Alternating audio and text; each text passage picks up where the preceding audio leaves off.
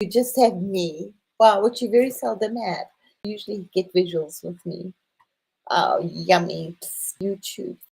Thank you.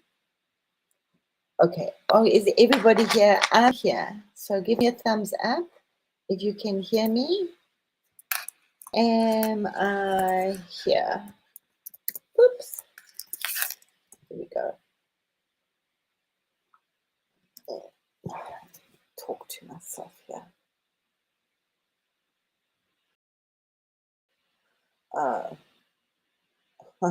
Sorry, I did, Millie.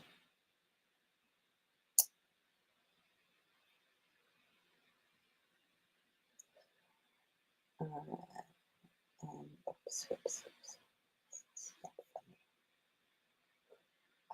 funny.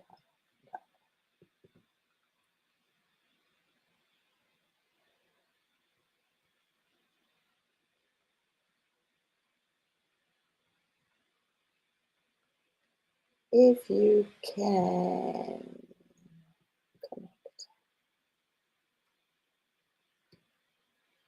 and hear me. Bloop.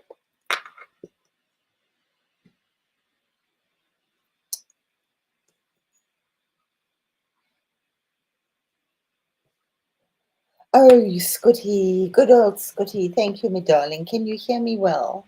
Just give me a something and then we can move on. That's really interesting. And I really didn't think I touched anything. I think sometimes they update and things go a little weird.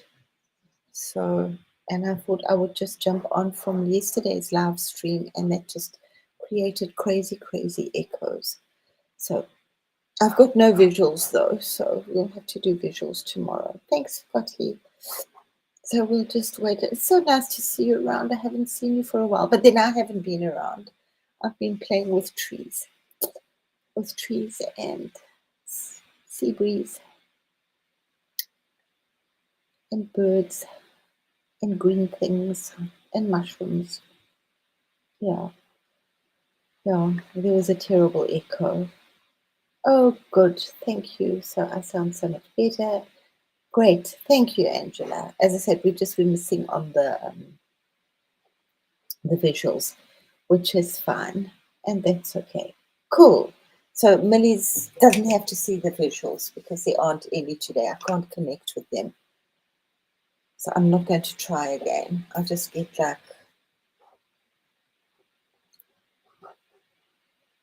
share it as a tab instead. No, it just doesn't want to do it, which is really pity because it doesn't want to do all the things that I usually do with it. Okay, so I thought that was like really interesting, and then I was just seeing that Trista put in, "Hi, Josh, Scotty, Millie, Angela. Thank you all for being so patient and coming back in and out." And I'm like so appreciative of this. So what an interesting subject! This whole total sacredness of salt, and it's for me it's just so interesting that it's just been staring us in the face all the time and nobody's actually really picked it up. You know, we know a lot about salt and we know that it's really great stuff and that it's good for healing and it's good for all the things that we think it's good for. And what, oh, do I look lovely? Oh, thanks, Scotty. I'm shining like a little tree fairy. Oh. So yeah, it was, and it's all the meditation I'm doing way too much. Sometimes I don't think it goes anywhere, but it does. Yeah, so we know so much about salt, but if we actually need to keep all that information and kind of start all again from a different door or a different window, and like just the same as, and it's just so obvious. It's so much sense that it holds the memory of the sea, you know. And I would say I was a little judgmental about all those like different salts that were coming out. I knew that some were good and some were, but like I really just took a huge amount of it as just another capitalist money spinning thing. And yeah, it is. It is for a lot of people. And I think we were going to be going with salt, which was like in the late 90s. People were doing that with chocolate, with cocoa. And it was because people weren't smoking anymore and not having the after dinner cigar. So in your above the salt, in your upper echelon, your big dinners, especially private dinners, they would have chocolate at the end of the meal. And that was like all the different, the amount of cocoa and where the chocolate, the beans were coming from, and that tasted quite different. I did kind of get into that for a while. I personally like chili chocolate the best. But yeah, the beans, where they come from, if they're from Ecuador or from Africa, they're all slightly different. So we're going to be doing that with salt and looking at the deeper properties. The deeper properties of chocolate, I mean, we know now it has always been very medicinal. And I know that the German airlines give you chocolate as an anti-stress thing. So, I was on the road, Josh. Oh, what happened to you? I felt so bad. I thought, did I read this properly? Did Josh have an accident? Ay, ay, ay. So, no visuals tonight, Josh. So, lead us magical journey. So, just a very quick recap from yesterday. Scotty, especially for you, I'm sure we all want to know um, about this amazing salt that you have in Hawaii. And can you be so kind as to send it to us? Well, not to me, and I mean, I don't know what it because I haven't really looked. And there was a thing with Millie about adding ash. Um, yeah, lots of protection. Um, it's the end of the. Oh, okay, okay, cool. But just be safe. I think. I mean, I forget to put myself in enough bubbles, and it's really important. It's all very fun and brave and great words to say that we are just putting our energies out there and we don't need to seal off, but we really do. But I will talk about that another day. I've been really working on 4 pillars now, especially with the salt. I was been working on this really healing thing that we can, because it's something else I've been working with, and why the healing isn't always working. Um, or why do we keep picking it up? Um, uh-huh. And or why do people keep picking up the trauma? Yeah, but that's another day. So the salt is definitely a big one to link into it. So yeah, we went through. I think it just answered as Millie said, if salt was so plentiful, why? But we didn't have salt in Germany because we didn't have that much sun. Yeah, and salt is like honey. It's been this incredible preservative. So I hope that you guys have been thinking about it and like how you can preserve in salt, but how salt can actually also deplete and destroy things. Salt can be very, very corrosive to a lot of to metals. Um, and to the earth. Yeah, nothing grows in salt in that. Well, very few things do grow in salt water. I actually but didn't do a dip yet into the difference between freshwater and saltwater fish. And then you have the estuaries, which are a blend, or the lagoons. But let's go to the Red Sea. We went down. Well, we went through Europe and those wonderful European salts, and we went down through the through the Americas and the different salts that are there. And that's, as I said, just the absolute tip. Um, we should maybe get Trista on for a little while to talk to us a little bit about salt. And just to be aware that wherever that salt is coming from, that's the infusion that it has. Not definitely, please don't use table salt. We went through that. That's poison. And here in Germany, they add fluoride, so it's very difficult. You've got to look really carefully, and you really don't want any additives to your salt. Just your basic salt. For cooking and for seasoning, obviously use nicer salt. I think the nicest that I kind of got to it was I used to use rock salt at my table, and I used to and the pepper I also used to grind it fresh. It's like really yummy for every meal. I didn't like have a pepper grinder. I actually had this grinding thing. So there was something there. Yeah, salt is also it absorbs so many flavors, so you can make your own salts. But Millie, I would be very wary about just mixing any ash with my salt to make it black. I think the thing is that it's black lava salt. Because remember, it's picking up the minerals and the essence of whatever. I'm like amazed that I missed this because I have been so involved and deep dived into tissue salts, which I will talk about because it's interesting. I didn't know that when I moved here. But Schussler was actually born in Prague, where I am. There's a whole big statue of him here. Guy that isolated the tissue salts. I think, how many are there? 12. 12. Yeah. And those are absolutely amazing because they work, and it's got nothing to do with knowing that you've had them, because I have used them so successfully on animals, obviously, but animals can read your mind.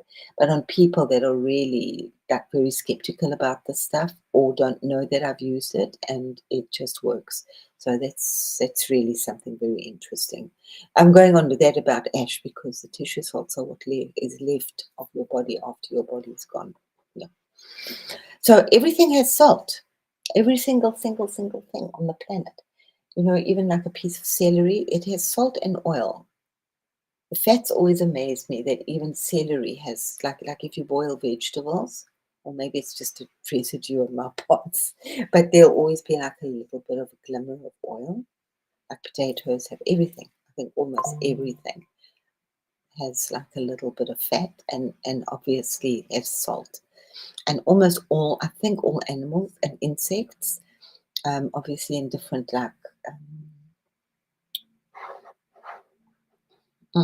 textures, the word. My brain is obviously not working so well today. And black salt from India, that's smoked, yes, and infused. That's completely different. It tastes like eggs. Yeah, we were talking about that.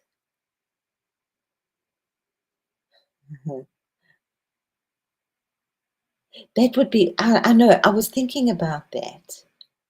You could do that. You could, if you're doing it for yourself. Yeah, the grinders are wonderful, and I used to do a lot of,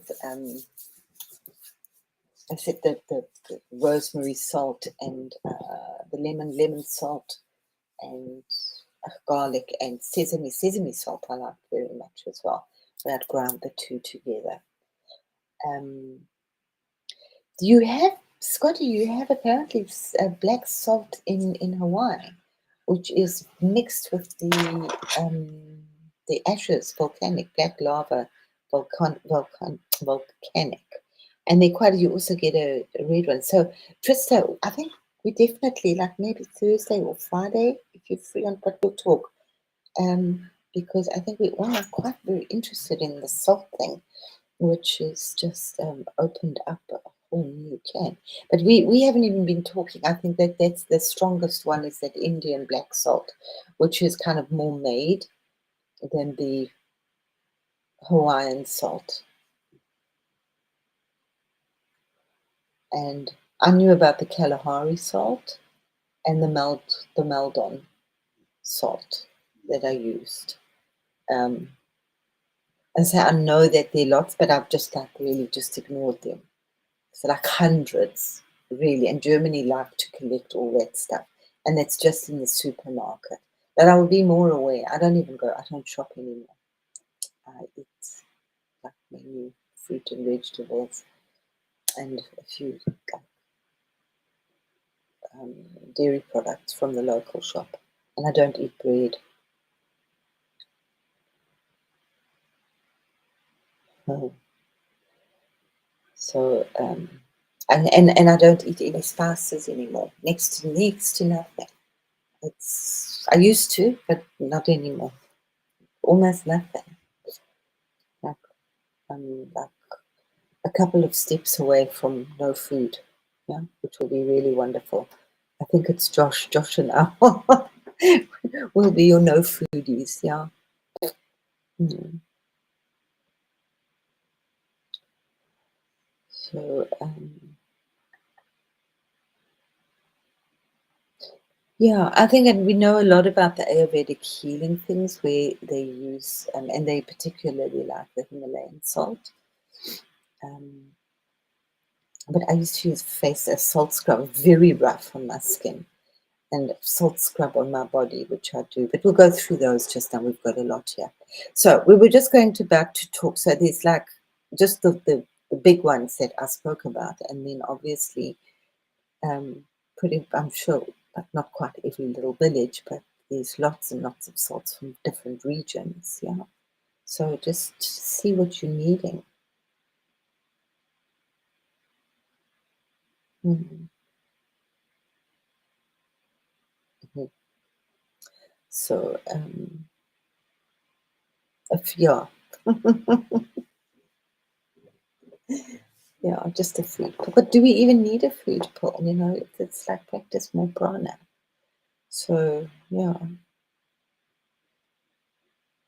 pa akai. What does pa akai mean? Hawaiian for salt. Mm. Yeah, well, most people don't particularly like sulfur, Angela. It's very good, the smell of rotten eggs. But as I said yesterday, that if you can get to any springs, and though a lot of them are salt, they've got a lot of minerals in them.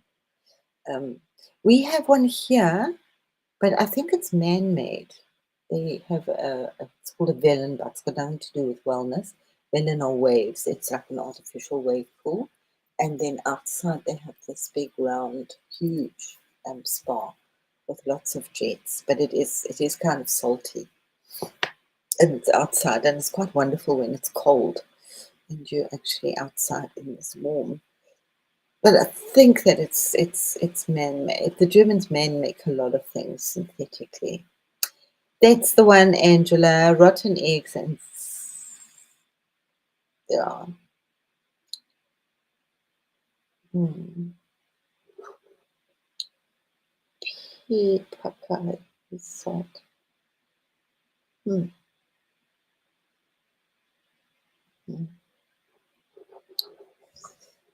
Hmm. Yeah, that you would notice on some of the other salts also had it. Um, I think no, I didn't put all the minerals. But if you're buying salt, then have a look what they put in. And here on your basic table, so with your basic like cooking salt, they add stuff like they add iodine. Um, I always thought with with as I was growing up, and I do. My mother and father were well, not my father, but my mother was very into. My father was just smart and wise, and his grandparents were what were they? He was a perfumier and a hatier. He made hats and he made perfumes and soaps. So they were very into all those beautiful, wonderful healing properties as well, being German. And then which was what he started off with engraving, and then he moved into cosmetic cream jars. And they had a lot of clients, big clients, small clients. He was one of the few people that did help the small people. But just remember that after the war, Germany, the kids couldn't go back to school. This was verboten. So he wanted to be a brain surgeon, so he had to just do anything that he could. So he went and was an engraver, which he had no idea what it was, but he became very good at it and even did the money plates and then moved on into plastics when plastics first became fabulous and fantastic in the 70s and made cream jars. But what was just interesting was that how many cosmetics, because people would like come back and say, "Oh my God, the plastic cream jars melted." So what the flip had they been putting in your cosmetics that you were putting on your face? And we're talking like, Revlon, Yardley's, Max Factor, that had all the big names. And then there were the smaller people and a lot of the black businesses. Black businessmen started to make, the black like me. Um, and they would come. They had this really interesting office. It was definitely not a pretty office. It was a very functional factory, and my parents were divorced, but my mother continued to work there forever and ever. And I think maybe that was that, but she would cook. It was part of the perk. She would cook. She had a little stove, a little hot plate in the office, and she would cook just really basic like mincemeat and potato, but really basic stuff. And sometimes I'd get something takeout, but mainly she cooked. And I think it was because my father would then have good lunch, and he would just have to snack a bit at home. He didn't have to eat too much. And there were obviously days that he was going out for dinner, but it was just people would always come, and once they sat, they didn't want to leave, so they would come and eat lunch, and then they would come and sit and have tea. And I mean, it was definitely it was the vibe, It wasn't like a pretty place. I always wanted to redecorate it. It was terrible.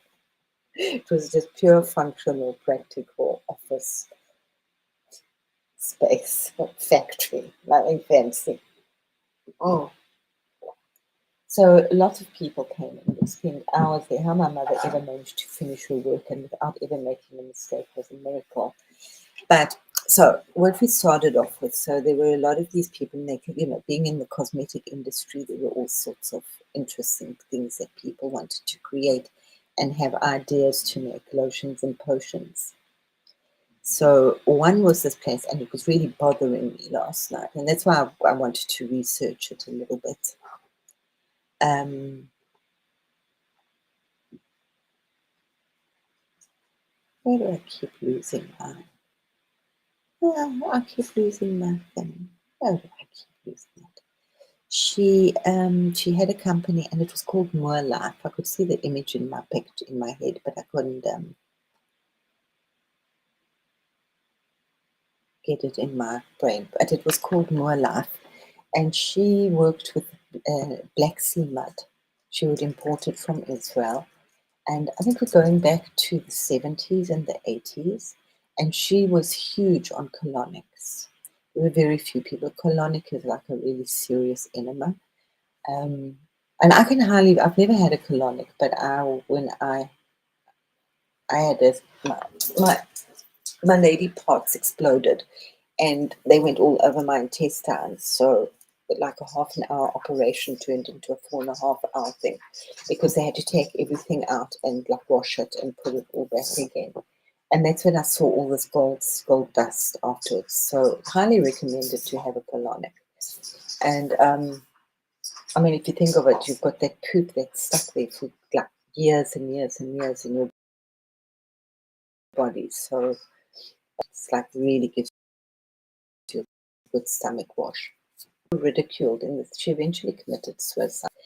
But now we know, and it was really tragic because she believed so deeply in her Black Sea mud, the properties and the healing properties of the sea and the Red Sea mud. Red Sea, yeah. And these colonics, yeah, and just like being a vegetarian and all things like that. Yeah,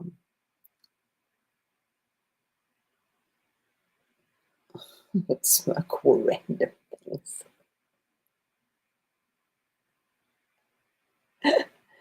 That you would smoke random things. When I was at boarding school, I would smoke the leaves to kind of get desperate.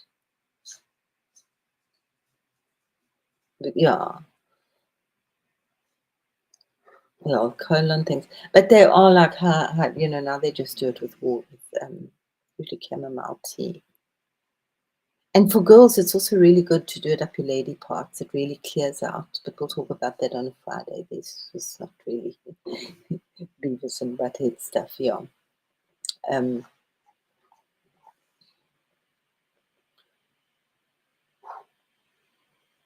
yeah. Anyway, so let's go into the Dead Sea, the Red Sea, because it's got so much salt in there, and there are a lot of seas that are like that you just float. But there's just such healing properties, and just going down to the sea. Oh wait, I've had it written because I've did like us like in all this stuff, the Rudolf Steiner stuff. He says it's. I mean, obviously it's wonderful to live at the sea, but for a lot of people, it's really great to live away from the sea because all that excitement of going to sea, people get so particularly excited. And it's not just about being in the sea and playing with the waves and the seawater.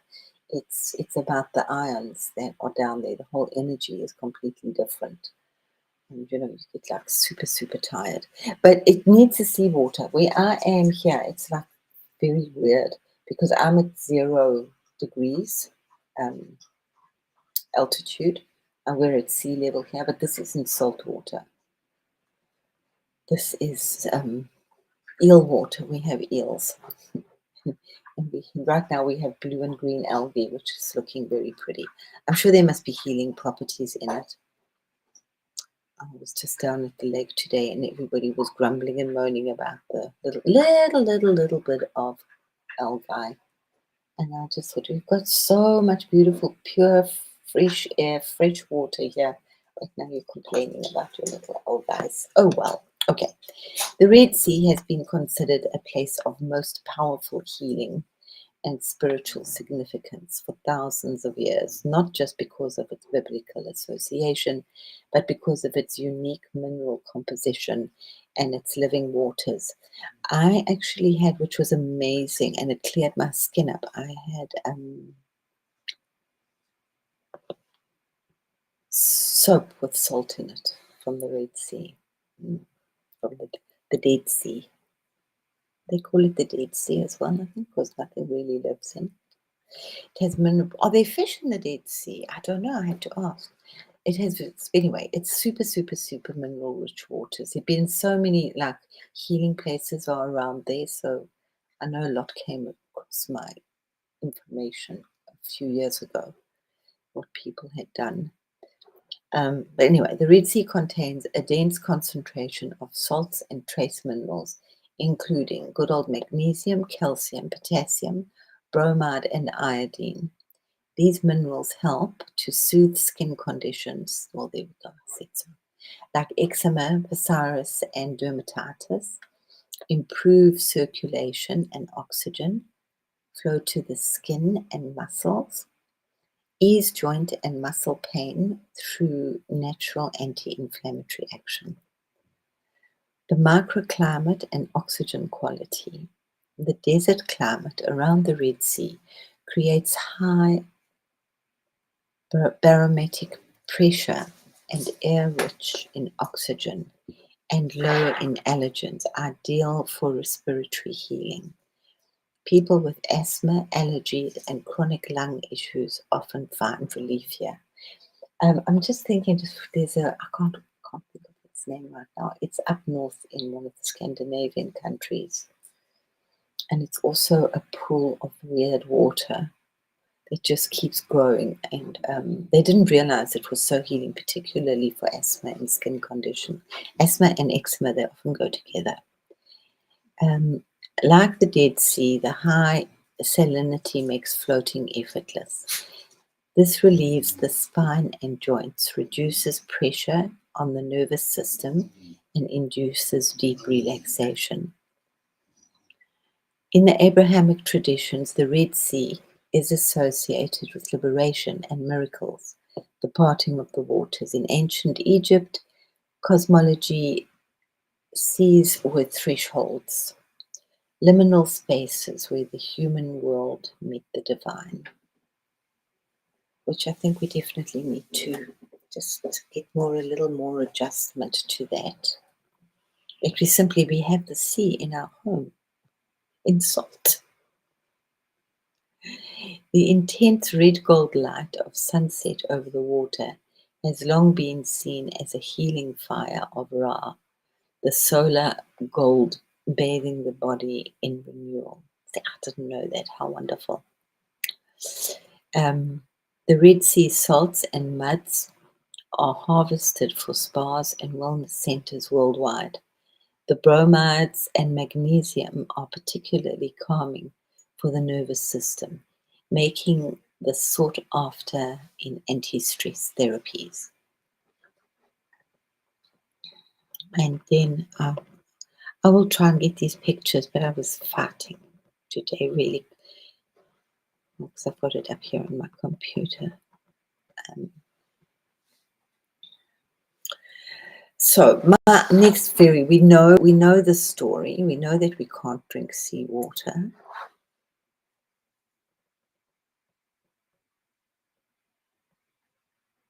Oh, that barium thing. Yeah, my mother used to do those because then you need an enema after that. They usually give that barium meal if you've got an ulcer. Yeah.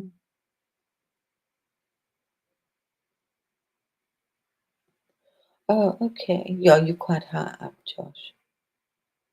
Where I used to live, maybe that's why it's so weird for me, because Johannesburg is like 2,000 kilometers above.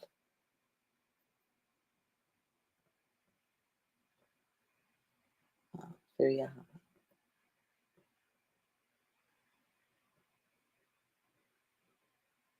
Yeah, they are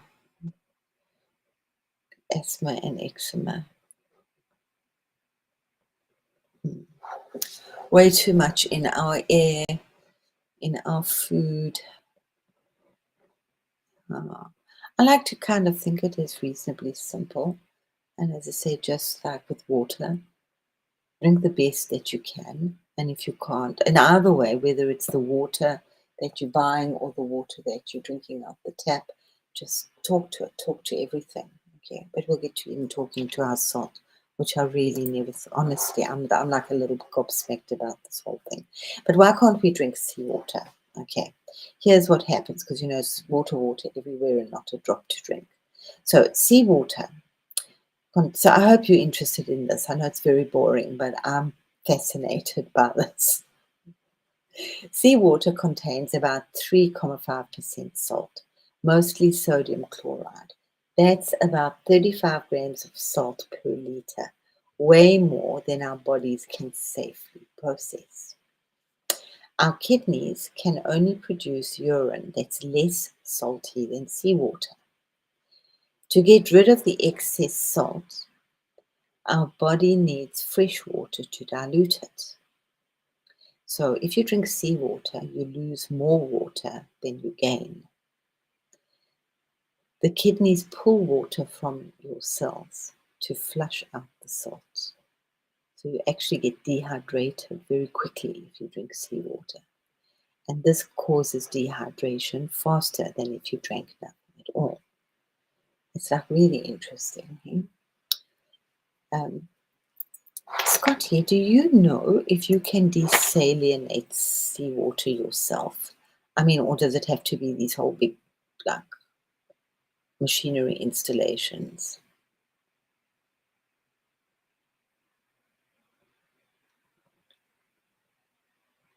I don't know.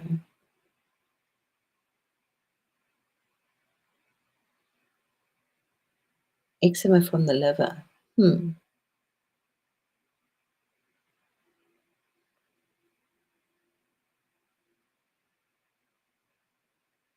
That's very interesting. I think it's maybe slightly different for everybody. I don't know. My son had, but that was, I think, was also genetic. That he had very bad eczema as a baby. Had to be very careful, and asthma for a long time. He still does a bit now, but he's much better.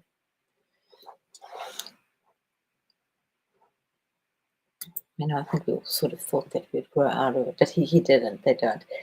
So obviously, I went down that whole like research into the asthma route, the asthma road as well. Um, and He sort of outgrew the eczema.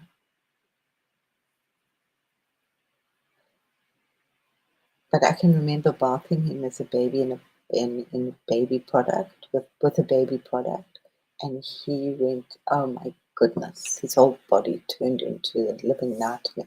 So I could only use aqueous cream on him with like just a little tiniest little bit we would use of cortisone, just because it was like really bad.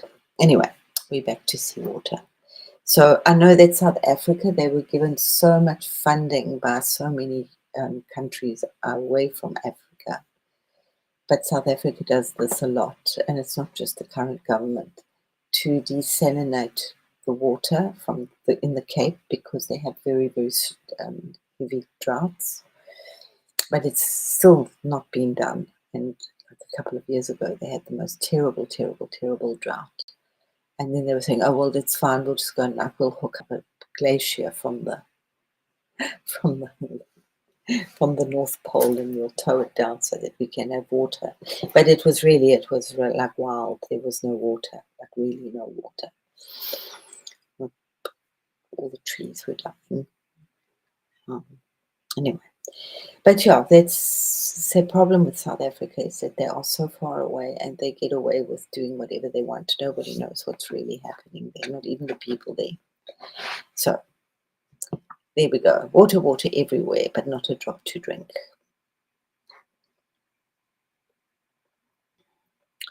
So for me, as I said, all that I knew of was using a very good. It was actually a Swiss salt on our food, which we used. Herba Mare, which was absolutely beautiful. Maybe Tristan knows it. It is still going, and it's still very, very delicious.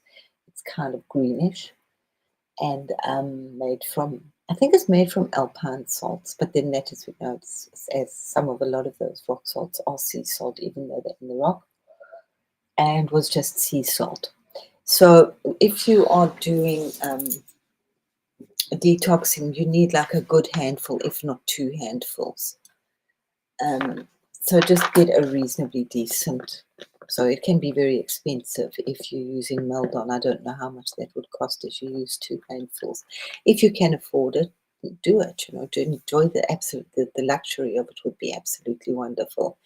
And detoxing with and it must be sea salt. It mustn't be table salt because the sea salt does have different properties. And it's not Epsom salts. Epsom salts are something different. Yes, absolutely wonderful to use in your bath, and you can do combinations of them for yourself. But just good old sea salt is just wonderful. I can interject here really quickly. I just go like simple, and we can make it. You can all add your own wonderful things. For me, I would just run a bath, and I would put two handfuls of sea salt in it, and then I would do the figure of eight and say my prayer or a mantra through it, and that was about it. And then I would be very conscious of scrubbing the areas, especially around my chakras. I'll try to, and I don't like lying in the bath, but I would try and lie as long as I possibly could in the bath, and then just scrub the chakra areas, the main chakra areas. And then I was very, very, very conscious of taking the plug out and staying in the bath. So it's a very bad feng shui thing, but on some levels, if you know, it works. So I would actually feel all that negative energy actually just going down the drain. You can feel it if you tune into it, and then just rinse, because otherwise your skin can get very dry. And then just, I would do the candles and aromatherapy in the bathroom. But that's as simple as it gets. That's basically a Steiner thing. You can add your oils as well. So you can make it now as wonderful, or you can add all sorts of rose petals and other things that you want to do. Maybe putting a pinch of one of these fabulous salts into your bath. Like the black salt or something, if you want, as well as the sea salt. I'm sure it would work as the same thing as the as homeopathy. But you do need that big amount of salt. Or obviously, if you have the sea, then you don't need to do salt baths too often. If you don't have a bath, then you can just rub the chakras. Give yourself a good scrub on all the chakras with salt and leave it on for a while. Maybe do a little short meditation or run around the bathroom naked or around the block naked, whichever one you want to do, and then just rinse it off. Yeah. Same story, just give a good rinse and maybe moisturize afterwards with. Um, because of Alexander, with all of that, I tended to then just use, I just so said that word, I can see the jar, aqueous cream, whipped water cream. So it's got no smells in it. It's just really basic stuff. Okay. So why is sea salt valued so deeply historically? Because of the natural minerals. Traditionally, unrefined sea salt contains not just sodium chloride, but also trace minerals like magnesium, calcium, potassium, and sometimes iodine. Iodine with coastal communities often had fewer cases of goiter, which is your enlarged thyroid, or almost everybody gets thyroid problems in their life as they get older. Um, there's lots of reasons. We do need iodine, so eating kelp and seaweed or seafood or taking kelp supplements is a really good thing. Making sure, I don't think there's enough iodine in the salt, but it is good to have iodine in the salt. And obviously, we don't use our voice, so there's lots of things why it sits here now. We know. Okay. Oh, who was talking about iodine? Weren't we talking about iodine earlier? Yeah. Um, because they naturally got iodine from seaweed and seafood. Seaweed's wonderful if you like it. And even if you don't like it, you can just put it into soups and things and you don't taste it really. And to some extent from sea salt. It's less processed, traditionally harvesting, like solar evaporation in salt pans, kept its mineral profile intact. Natural, unprocessed sea salt can be better than highly refined table salt because it contains more minerals and it is free of anti-caking chemicals. However, iodine content in sea salt isn't always high. Sometimes it's actually low unless fortified. The healthier choice isn't just sea salt versus table salt, it's about the quality and processing. Celtic sea salt, Himalayan salt, and true solar evaporated salts tend to retain more minerals. And just to, because I was just doing my own curious stuff here, to detox um, with sea salt. And it's interesting because, like, a while ago, they were talking about it pulling the toxins out of your body, but now they're saying it's not pulling the toxins out of your body. We used to think it was, and even like when one researched on the internet, it was pulling the salt out. So I think that salt definitely does have like pulling qualities to it.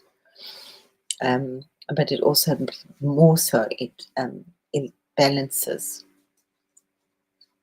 the electrolytes and hydrates the skin. And the magnesium and other trace minerals relax muscles, support nerve functions, and can lower stress. Warm salt baths, even just a salt foot thing, improve circulation and stimulate the lymphatic system, which does help the body's own detox pathways. Lymphatic drainage is fabulous, and if you don't have anybody to do it, you can just do it on your feet hugely for yourself. It does work well. And just running down your neck here as well. And get rid of a lot of the toxins. It's very painful, the lymphatic drainage, for most people. Some traditions also believe that seawater clears stagnant or negative energy, which aligns with the healer's use of salt in cleansing rituals. Mm, I just know that bioplasmic matter, I did pranic healing, quite a lot of it. Mm, that's very interesting on your arm, and it looked like something, and I was like, looks like I'm going to. That's very, it does on the pulling, because I was wondering, like, if you have a splinter, what do we use? Can you use salt to pull things like that out? I don't know.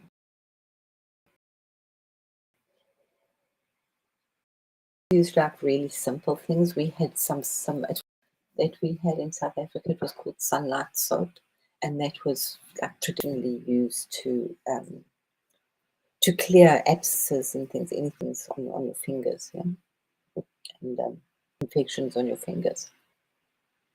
And salt, of course, is always good for any infections and gargling and just go and clean it with salt water, the simple stuff.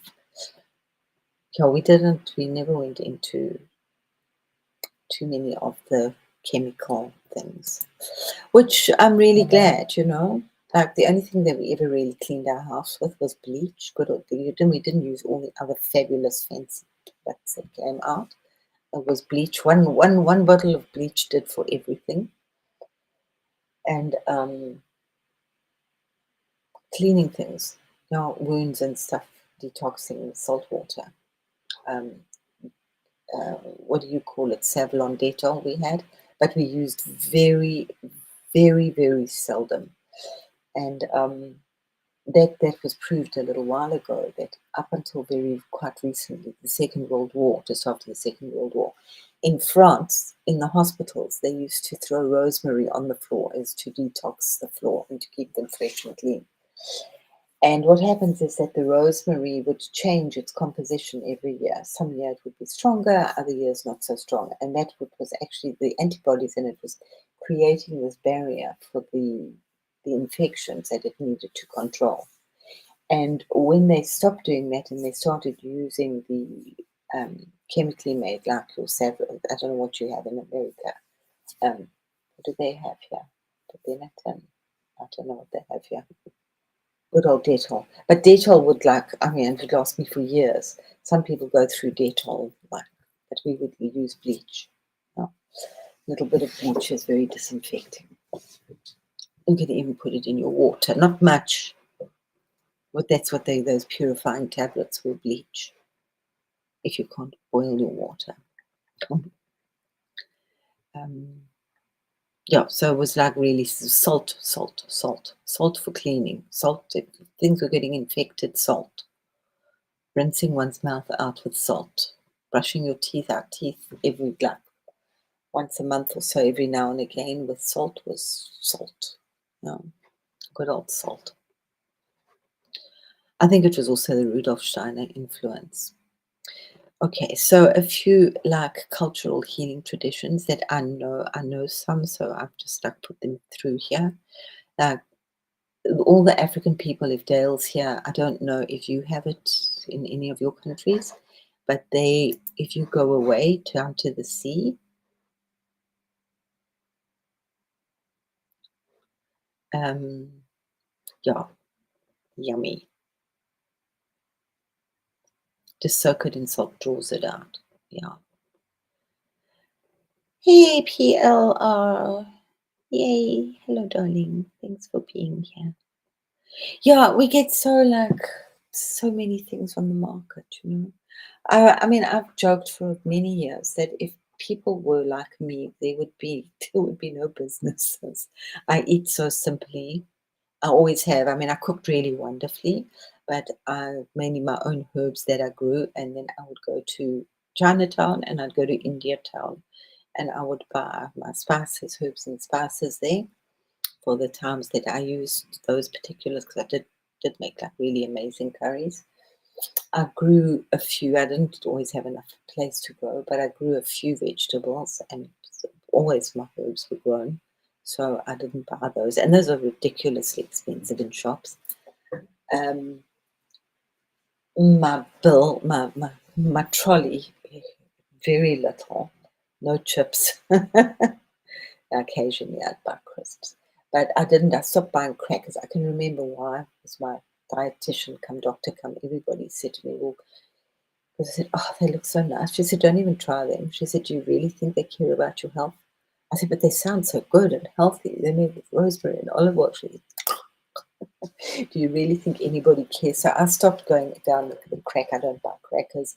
We had some really nice things called Provita in South Africa. They did export. They're really good and healthy. So occasionally we'd have that was the only cracker. But the rest, biscuits, no, made my own. Um, donuts I bought for them. The donuts, not for me. I don't eat donuts. All those products for cleaning your house, no, just dishwasher and bleach. And then aromatherapy oils to make everything smell fantastic and wonderful. Almost no prepared foods, almost none. I always say I was just really glad it wasn't rich when I got married, you know. And that was when a lot of the prepared foods were coming out in the late 70s, early 80s. And when you had the um, TV meals. So we were just like starting to get that kind of stuff in South Africa then. But I couldn't afford them. There was one or two that were a real absolute treat. But the rest I cooked. And I cooked lots of beans, and I used to mix my beans with mincemeat so that we had more mincemeat. And yeah, fresh chickens, nothing prepared. Nothing prepared. No. Cheap bread, brown bread. Our brown bread was really good. Mm. A nori wrap is a seafood, like a sushi thing. They're so yummy. It's like that's like a handheld thing, hey? No. I love eating that. I love eating that nori. Just yum yum yum yum yum yum. It's my snack. It's my salty snack. I like salty stuff. So if I do that, I just like let it dissolve on my tongue. It'll take that craving away for something.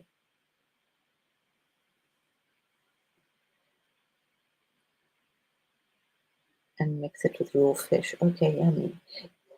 My mother was very big on eating seaweed. So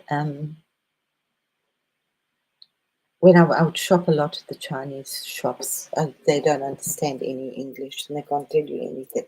So you have to just go by whatever you feel like. And there's like at least like 15 different kinds of seaweed. Thick ones, thin ones, skinny ones, long ones, short ones, all sorts of ones. And I would pretty much always put them into soups that I made. So the kids were getting seaweed.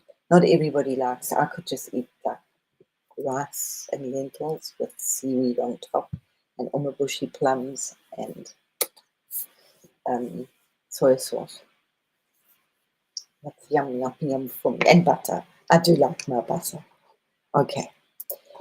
So in Africa, yeah. So if you're going down to the sea, the African people will always they will accost you. You must bring them back seawater. They virtually get on their hands and knees if they hear that you're going down to the coast. So I was like either about 600 miles kilometers away from the coast, the nearest coast. So, and you have to collect it, preferably in a glass bottle, and you always put some sand in the bottom, and then you put the water on top, and they would be jubilant and happy as can be. And where I grew up downtown, where the factory was, there were what we call the native shops, the African trading shops. They had this little sign on top.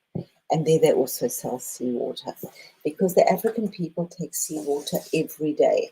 Even if they're not at the coast, they don't come from the coast. A lot do. The Zulus, a lot come from coastal regions. but they know all about the value of seawater, and they will take like a tablespoon every day. And if that's why they really don't get very sick. And they've got very strong constitutions as well. And you must know also a lot of this I would like help and share with a lot of Black people, and I would learn a lot from them. It's quite sad because they don't have all those fabulous like cough mixtures and extra things. So they have to use these very, very don't get sick, And they are interesting. They've always, and I think all of Africa, they all do enemas often. They're always cleaning out their stomach. It's very important. So they would in South Africa we had black forest tea. I don't know what was in it, but it was great. It would like tasted quite nice. It's a little bit bitter, but it really did the job well. So it was a natural thing. They like these natural things, yeah. And very, very simple life, but they're really happy. But so yeah, that's how they do keep themselves. And it's now we know it's really, really important to actually do these things. People don't like talking about them, and especially if you're in Japan, they even the toilets play special musical songs so that you don't have to hear the sound of you pooping. They have to weird things in Japan. Okay, so okay, African coastal and I with salt. Okay. Lots of the communities, the elders take, okay, yeah, a tablespoon of fresh seawater daily. See, I'm teaching them as well.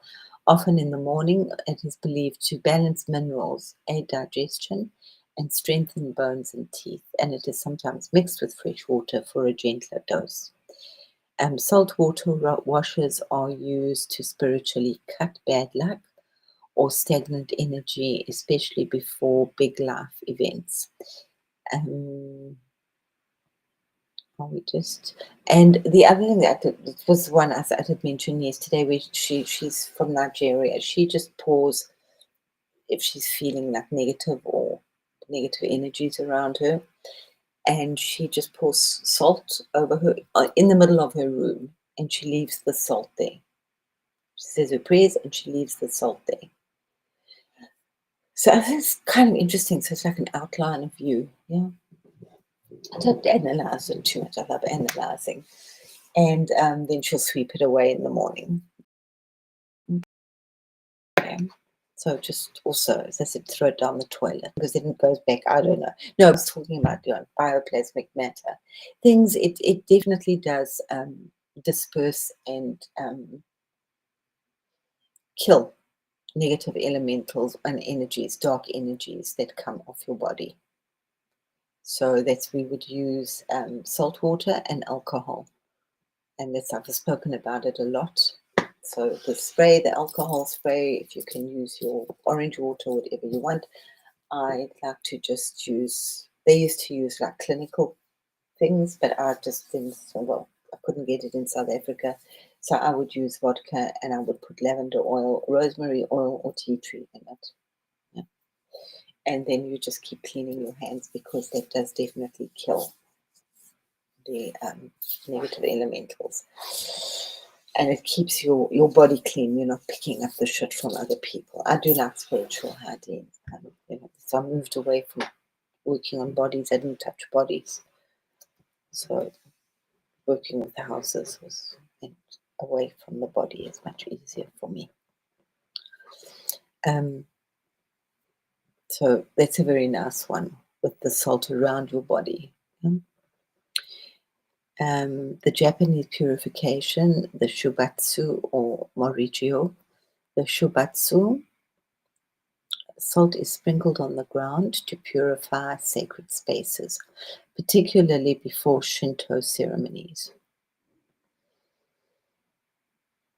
Morigyo is little salt mounds placed at your doorway. I think that's so cute, eh? Little salt mountains for protection and to invite prosperity. Remember, we were going through all the beautiful paintings also that the Indians do at their door, often with salt. We've lost so much, but I think they also, maybe they're more connected with the power of salt, yeah, but so pick up the ones you like. Bathing in sea salt hot springs is also seen as healing and longevity promoting. In ancient Egypt, salt from the Nile, delta, and desert lakes was used. In embalming to preserve the body, and in ritual purification before entering temples. As a food seasoning and preservation method. Salt symbolizes incorruptibility and the eternal. In Celtic and European folk magic, salt circles or protection, that if you feel really negative or you're doing like chants and spells, you put a ring of salt around you. Okay, often they do the pentagon also in salt, and it would protect against negative forces or ill will. You can just go around your doorway. A lot of Chinese people put salt on the windowsill. I thought those are very good. Choose the one that you like, and it doesn't have to be the same every day, but do it. Do something. Okay.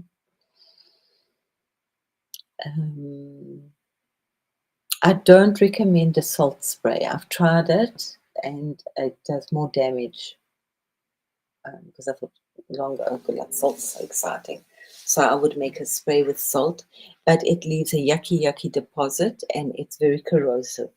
Like, let's just say you've got a pair of glasses, the screws in the glasses will start rusting. Okay, so you know what happens to cars and things if you're at the sea. Yeah, so I wouldn't do a salt spray. Not recommended. You can do it, but I wouldn't recommend it. Doesn't work, and then it leaves this horrible sticky residue everywhere and salt crystals. So you've got more problems to clean up. But you use your orange water. I can't think of what it's called right now, but alcohol with aromatherapy. So the Celtic and European folk magic, they also use salted thresholds, a handful of salt scattered across a doorway to stop unwanted spirits or energy from entering. I would often just sprinkle salt on my floor and just clean it up, vacuum it up. Celtic sea salt baths are still used for muscle recovery and ritual cleansing. In Ayurvedic India, the Sendha Namak, which is the Himalayan rock salt, is considered pure and very sattvic, which is balancing your energies. So it does lower your blood pressure, one of the very few. But it's more because of the mineral content of it. It's used in fasting to maintain electrolyte balance. Warm salt water gargles are a standard home remedy for sore throats and oral health. And salt scrubs are used to cleanse and stimulate circulation. That's the Ayurvedic, do that a lot. They also they do the nasal thing. In Native American traditions, some tribes travel long distances to sacred salt springs and lakes for both food preservation and for ritual use. Salt was traded as a very precious commodity and sometimes used as an offering to spirits. In the Middle Eastern and Mediterranean, salt is used in evil eye cleansing rituals, mixed in water and sometimes with lemon. Bedouin hospitality traditionally included offering bread and salt, a sign of trust and friendship. So before you sit down and do anything, you sit and eat bread and salt. We'll go into that a bit more just now. Okay.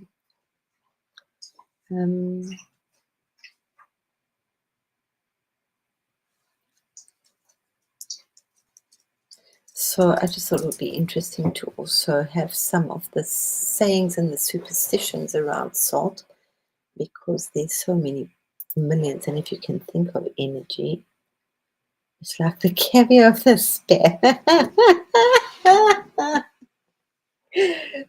Scotty. Canned ham. No, we didn't have spam. We didn't know what spam was. And we had a thing called just what is it? Corned beef, bully beef. I don't think it's bully beef. We just called it bully beef, but I don't like it. It's so gross. I didn't mind it as an adult. It's kind of different. Um, Spam we didn't have, but we didn't eat spam, spam, spam, spam, spamity, spamity, spam. Oh yeah.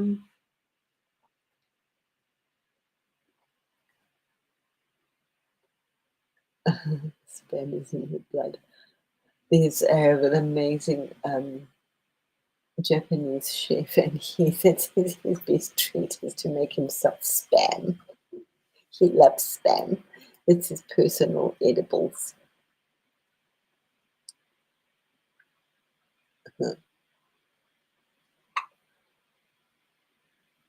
But of course, okay. Everybody's getting hungry. Is it just this particular channel where everybody gets so hungry on? They have weird things here. They have weird, and they don't call it. The Germans are very literal. They don't call it corned beef. They call it cornered beef. They do a lot of meat in tins. It's like good meat, but it's like gross. It just freaks me out. And like tin chicken. Bleh. And then, oh no, they have very funny, funny, funny German things that float around in funny aspect. And blah. I'm sure Scotty would be in heaven here, but no.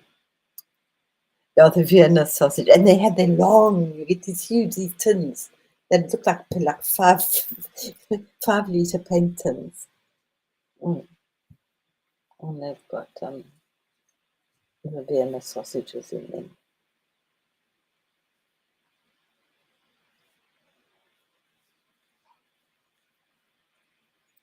It's a long time. Sometimes I eat fish, very, very, and it's usually when I'm out with somebody because it's very complicated to eat out um, the way that I eat.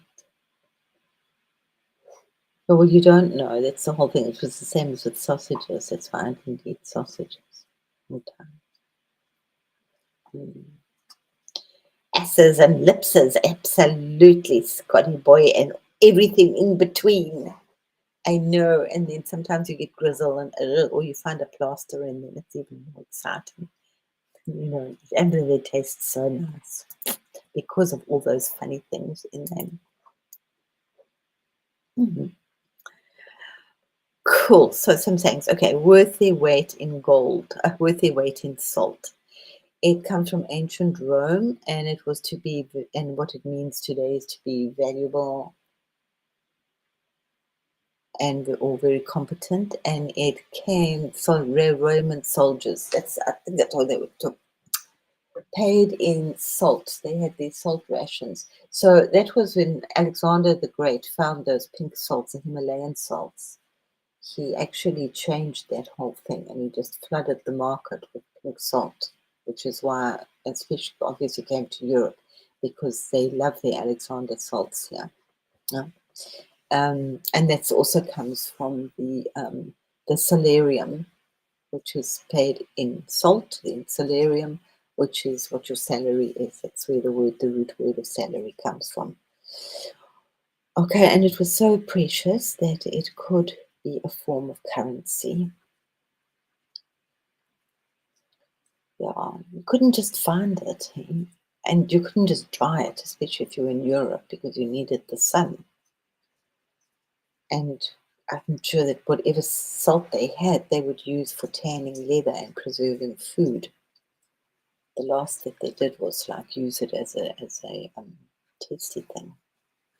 That spilling salt brings bad luck, which was from medieval Europe. That salt was costly, so spilling it was very wasteful and considered unlucky.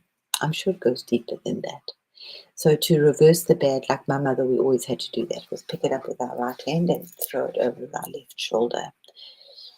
So that you would this is supposedly into the devil's eyes to blind him. We never had any of that. We were never like told about the devil and those, like the 2 second or 3 second rule that you could pick stuff up because then the devil hadn't got it. I was like totally fascinated when I like mixed with other children and what were they talking about? These were not things that were normal to me. Okay. Salt, obviously, as a protection against evil. Many cultures, including the Slavic, the Japanese, and African traditions, they use salt's purity was believed to repel dark forces and cleanse spaces. Sprinkle salt across thresholds, around beds, or in corners of rooms to ward off malevolent spirits. Please be careful. They've said it's really corrosive, and it's really great when you think of it. I think Millie was saying that the one pink lamp really sweats a lot, it drips. And that's what happens. Salt will absorb the moisture, and it can really destroy your carpets. I do this because I've seen people do it, and I also thought that salt was just so wonderful. So put it in a saucer. It is fabulous under your bed. And people say sprinkle salt in the corner of your rooms. I do totally agree.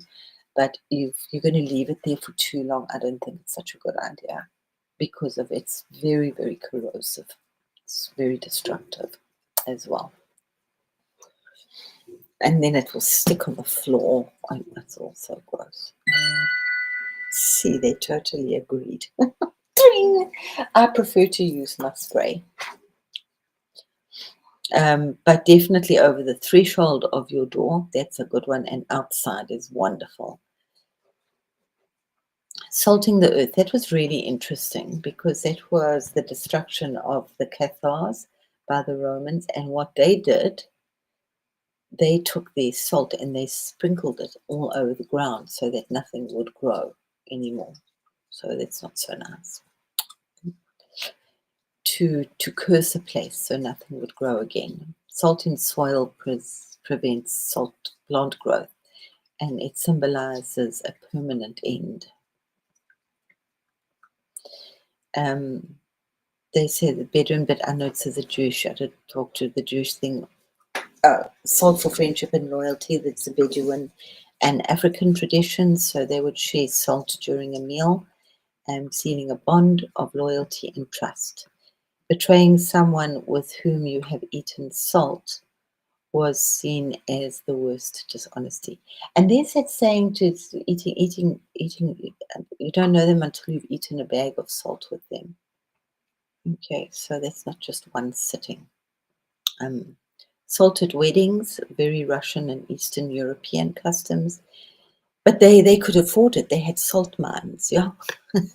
Salt is offered with bread to newlyweds as a blessing for health, prosperity, and protection. Carrying salt to sea is an old maritime tradition. So when sailors would go out to sea, they would take salt with them as an offering to the sea gods for safe passage to ensure good fishing. So now we know why the sea is salt. Okay.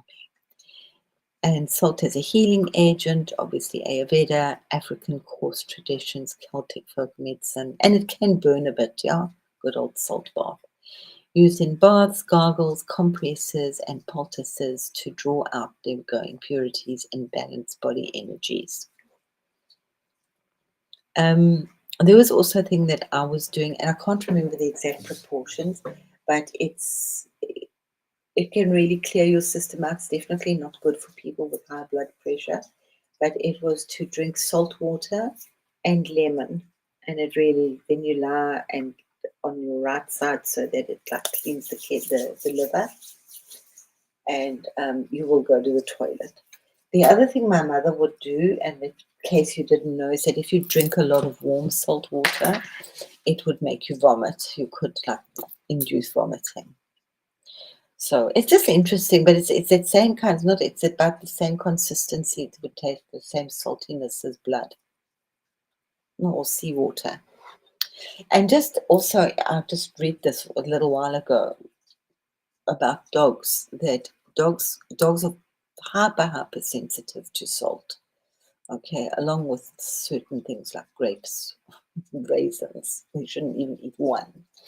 But salt is really bad for dogs, and apparently they can go into toxic shock if they've even been to the beach and drunk too much salt water. As I'm saying all of these things and talking about it, I am just wondering about the osmosis that happens with the salt into our bodies. And now, because I eat so little weird stuff, interesting things. I can really, my heart, any sugars, salt, if there's preservatives, my heart really goes because my body takes huge amount of strain. And the Jewish thing, which I've like really brought into my life to anybody that moves, is that when you move house, you bring in salt and bread, like the Arabic thing. But it was that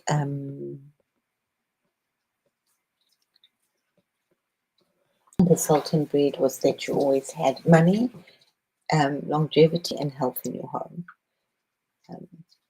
A lot of like Jewish families don't, like I was talking about never letting the salt run down or the rice pot. They always need to have bread in their home. It's like unlucky to not have bread.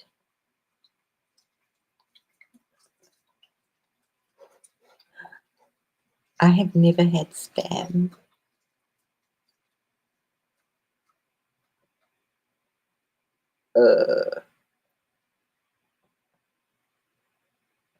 I just, yeah.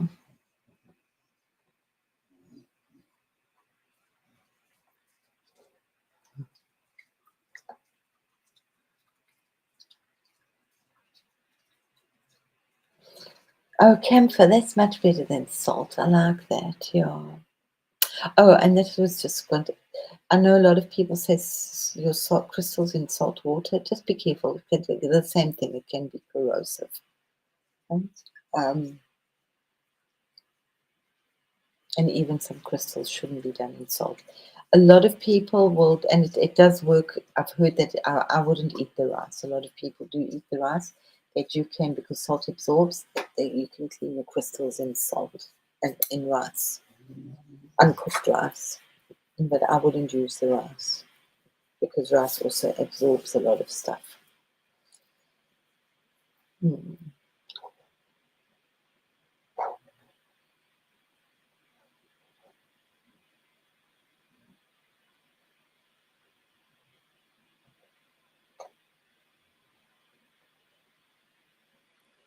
No, don't have a dented can.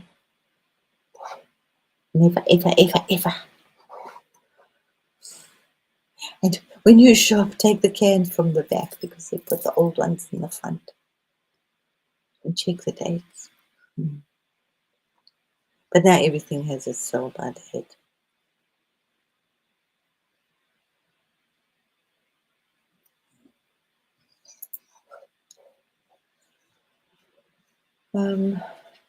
Yeah, bread symbolizes, and the salt of the earth comes from the Bible to describe someone of great worth, honesty, and integrity. Someone who preserves goodness in the world. And why salt? Because salt preserves, purifies, and adds value, much like the qualities of good and upright people. I didn't, apparently it's like 35 times that the Bible mentions salt. I didn't really go into that. You can figure that one out for yourselves. Mm. And yeah, maybe I think that was, so it was. And if when we go further into the efficacy stuff, it's like compounding or like homeopathy. So if you're blessing your salt each time you're filling it up, you're blessing it more. You're always leaving that little bit. So by the end, it's like absolutely amazing. And I was just thinking, there's a very like strong tradition for a lot of like people in feng shui. It's very lucky to have a pot of soil from a rich man's land. So that for me, somewhere was thinking about it with the salt. So not necessarily a pot of salt, but be aware of getting the salt from where you're getting it. Yeah. As I said, I don't do the 6 out, but I do salt because I think Swiss are pretty clean and a bit way too crazy. But yeah, that I do Swiss Alps. That's what I eat. And then I can't read if it's sea salt. When I do the coarse salt, it's very different here. It's not like what I'm used to. So it's like it looks more like little funny little white pebbles, like not big snowdrops, like hail. No, what's it? Yeah, like little small little hail drops. It's like doesn't seem healthy to me. So we have the salt of the earth. We have worth his weight in salt. We have the bread and salt. We never let your salt go empty. And African seawater. Don't spill salt at the threshold. Salt is a purifier and a detoxer and definitely an absorber of negative elementals. You can't have enough salt in your life. But it's also like so interesting that I just think that salt is, it creates such balance in our body. Yeah. Too much salt, and that's what's really got me thinking now. I mean, I think these things often, similar thing about the stress that we have, and especially related to feng shui and the 5 elements. We used to put salt in his beer. That's very interesting. We used to clean our boards. My father wouldn't have any plastic in the house. The more he read about plastic, the less plastic we had. Okay, this is going back to the 70s because of the emissions. Yeah, I mean, he was now in it too deep and making lots of money with plastic cream jars, and he had the monopoly of the market. But the more that he read about it, not for eating, guys. And he always had like the top quality, cosmetic grade plastics. But plastic bowls, which you had before, you didn't think about it. They all went out, and those plastic boards went out. And that was, I've just also known this for years, as I say, also the Steiner stuff, plastic cooking with a plastic spoon. They just didn't do it. And the Steiner thing, we do it because you've got the wood that goes down. And then, of course, they brought out Teflon, which was like absolutely gross, which needed plastic. But we used to just clean our boards with salt. And that's also because wood is still, it's alive, and it's actually, there's so few little germs on a wooden board compared to those plastic modern, I don't know. And then of course along came the plastic clothes, the nylon and stuff. No, it's like I have pantyhose give me the absolute chills. They get this on women. They get this particular smell on some women. I don't know if anybody knows what I'm talking about. Oh, so cold. And it's only on some, and it's like, for me, people either you have a smackable face where I want to smack it. I don't even know you. You know what I've said to you, have one of those smackable faces, or she's got that pantyhose smell. So, see you later, whoever's going. Goodbye, Victor. We will see you later. Love you lots. Yeah, the crocodiles again, hey. And then, of course, crocodile tears. Oh, look, crying, no crocodile tears. We were talking about the tears, and that's the salt. I mean, the body is just salt. Every emission that we have from our body is salty. Now, from our tears to our poo, to our blood, to our snot, to our spit, it's all salty. To our earwax, it's all salty. Salty, salty, salty, salty, salty. There's something in that. Okay. And then there's amniotic fluid and all the other gross things. And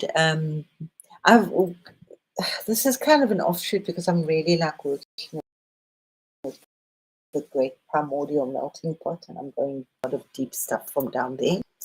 And before there were people on the planet,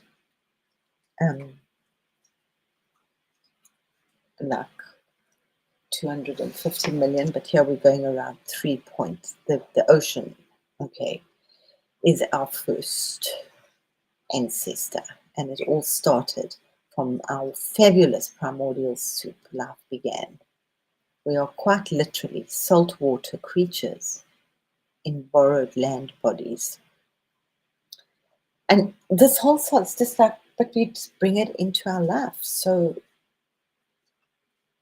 unconsciously, and now we're going to do it consciously. We have the salt. You have all this like primal goop in a pinch. Around 3.8 billion years ago, the first cells formed in salty oceans. These early waters were rich in sodium, potassium, calcium, magnesium, and trace minerals, the same elements found in your blood plasma today. You know that it's almost exactly the same, that our blood and the seawater are very similar, almost identical. So that's, for me, the sea, it's like forever. It's just been out the blood of the world. And all her minerals, mainly in Africa, but all over the world, but hugely in Africa. Those beautiful, wonderful colors of crystals and things are her organs, and we really shouldn't be pulling them out the world. Oh, I saw they made synthetic gold. They've just, like in a laboratory, they've actually made it from mercury. And it's real gold. It's real gold, gold, gold, gold, gold. It's not synthetic. It's gold, gold, gold. But they've actually made it out of mercury. So, yeah, the rich man's gold.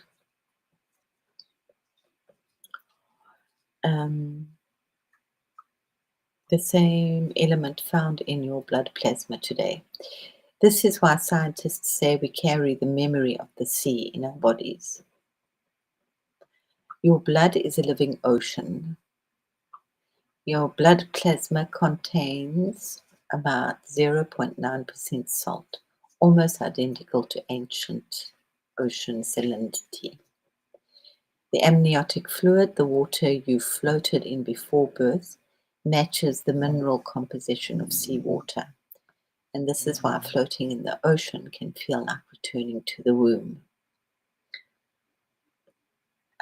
Healing energies of the sea are the negative ions from crashing waves, boost mood and mental clarity. I told you we have no waves here. It's really weird. It's the funniest sea ever.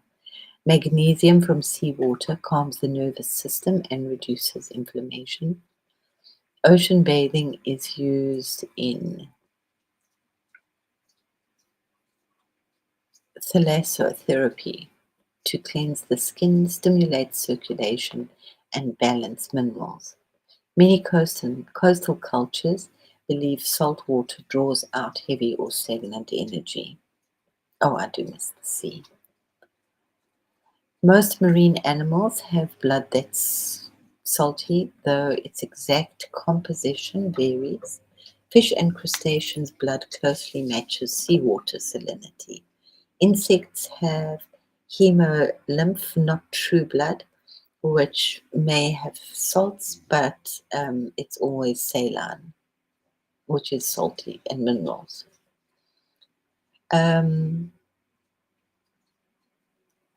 Freshwater species keep their internal salt levels higher than the water to avoid diluting their body chemistry. Remember, that's why you can't drink salt water.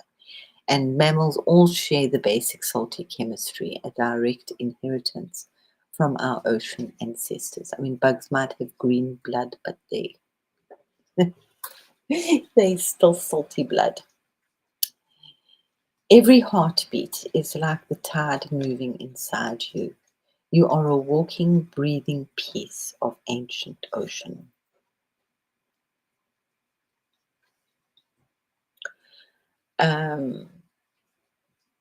These are just questions that I was like, because I'm just so fascinated, and it beats, and salt is like such a fine balancer. Why it affects your blood pressure, the sodium chloride. And it's really important because you faint or you have heart attacks, and so many people, especially as they get older, have problems with blood pressure. I think it's also because we've been eating too much salty food and too much highly spiced food. It's not so much the spices, it's the salt. And I'm very guilty of that. I eat a lot of salt. Fluid retention, sodium draws water into your bloodstream, increasing blood volume and thus pressure on vessel walls. Your vascular remodeling over time, high salt intake stiffens and narrows the blood vessels. reducing their ability to relax and raising resistance. So they become like tanned old leather, you know. Kidney strain and hormonal activations. Excess salt can overwork the kidneys and trigger the renin angiotensin, blah, blah, blah, aldosterone system. Anyway, your RAAS, which is encouraging further sodium retention, which increases blood pressure. Um, that's also when people have like water retention, they give them salt pills. So there's always this fine balance of salt in the flipping body, and it's like just all flooding in at the moment. Like, what's the salt stuff all about? You know, we've like just like scratched the surface, and then just so interesting that the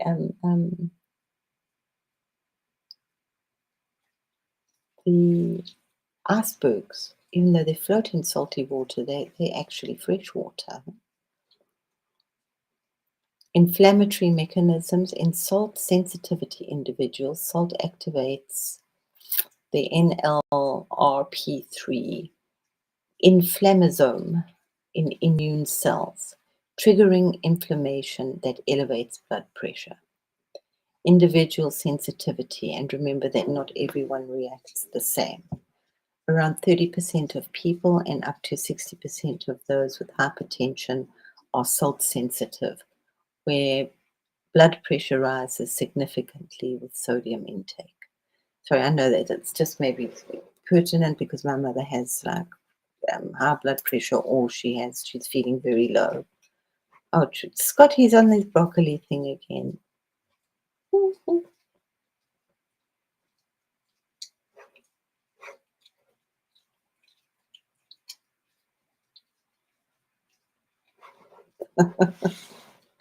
In his woolies.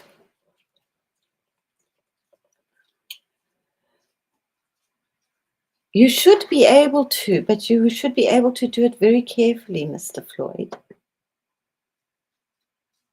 You're not eating enough, though, because it would be salt. If you're feeling like low blood pressure and shaky, then you need to have a little salt. And that's why people usually eat peanuts at night, because that's like, for me, that whole feng shui thing and the balance of the 5 elements. So at night, the energy is going down and your blood pressure is automatic. So you counteract that with craving for a little bit of salt. We can do some research for you, Josh. You must do a little bit of research on that. I know it was really interesting what my mother said. Because he looks like he has, and he's not eating enough. He's like a fragile little hobbitler, our little Josh.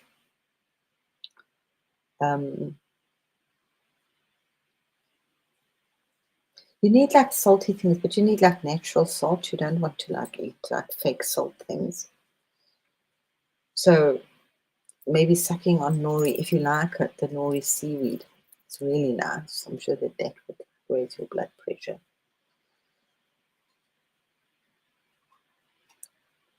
Where's Trista? Is she around?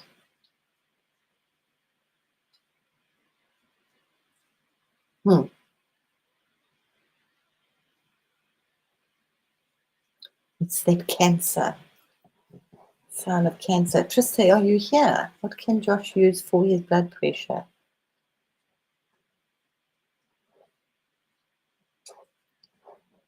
I'm incredibly lucky. I think I'm pretty balanced. My mother had very low blood pressure, and she had to eat a lot. She had to eat like that was also her ulcer. So she would eat like 5 small meals a day. She wasn't fat by any means, but she had to just keep that metabolism going. She couldn't go hungry. Huh.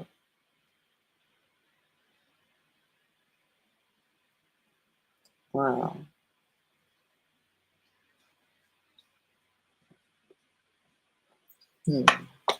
I don't know what mine is.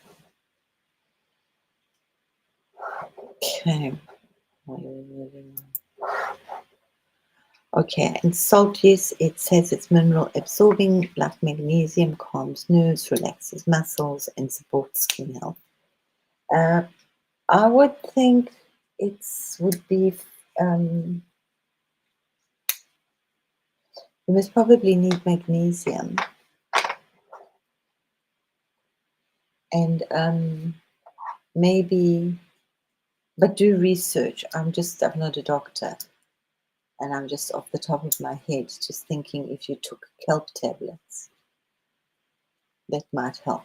But do some research first, or go into a shop and ask, because that would work with the thyroid, and I'm sure that would be a help, and that would possibly raise the balance of the thyroid. That's just off the top of my inspirational channeling head. So, koshering sea salt. And sea salt. Koshering salt and sea salt. So koshering salt is big coarse salt flakes that help draw. It's terrible. They draw the blood from the meat. It's gross. The process doesn't alter its mineral content, but its texture makes it a favorite choice for ritual and culinary use. Not the meat, the the salt. They use a lot of salt as well in the Jewish tradition to clean things. Sea salt contains trace minerals and is minimally processed, with some considered nutritionally superior to table salt. And the main difference between salts is actually it's about the mineral content and the refinement that it's had. So unrefined salt with high natural minerals in it, not added minerals, is what is going to be really good for you. But if you working with these really super salts, yes, I'm sure that they taste really nice. But if you want the beneficial body, spiritual aspect of them, you need to be living a cleanish diet. And I mean, eating meat and all those things is absolutely fine. And eating your spam occasionally is fine. My theory was like eat healthy, my 80-20. Yeah, I have a hamburger once a week just to keep sane, with all the junk on top, and just to blend in with the humanity. Yeah. Um, but if your cupboard is full of chips and processed foods and you eat lots of things out of tins and prepared foods, you're not going to get the benefits of the salts. That's what I'm talking about, a healthy diet, a reasonably healthy diet. Yeah? So just eat as much as you can fresh, home prepared. Um, you know the story. We keep doing this, and if you can't understand the label at the back of the thing, don't buy it. Learn to make your own chips. There are all sorts of wonderful ways of making things that are tasty and that are much yummier and healthier. And sometimes it's making the same things, it's just preparing them differently. And yes, I'm sorry, I do eat a lot of salt. I don't know why, but I do eat it. I do like salt. So if I make like chips or something, I make them very crispy. And I eat salt on apples. I make fruit salad with mayonnaise. I make my own mayonnaise, but it's quite spicy, salty, and garlicky. So everything's salty. I do love that mayonnaise in fruit salad. Okay, so salt baths are known for their restorative and detoxifying effects. Not because salt magically pulls toxins out through osmosis, but due to its physiological and energetic effects. Mineral absorption, like magnesium, calms nerves, relaxes muscles, and supports skin health. Warm salt water improves circulation and lymphatic drainage, aiding the body's natural detox pathways.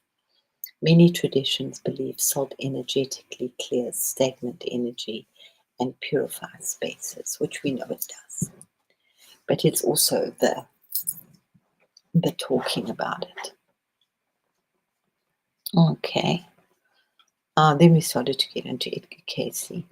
I did not know that much about Edgar Cayce and the salt. So I need to also do a lot more. I knew a lot about Edgar Cayce and castor oil. Not to take, but to make poultices. He used it for pretty much everything. And he recommended it for pretty much everything. He channeled it. So if you don't know who Edgar Cayce was, he was known as the Sleeping Prophet. He was very sickly as a child. And he had a dream that he could heal himself, and he did. And then he started to become the sleeping prophet. He would go into a trance. He had absolutely no idea of what he said, and they would ask questions, and he would go very much into the pyramids, into Egypt.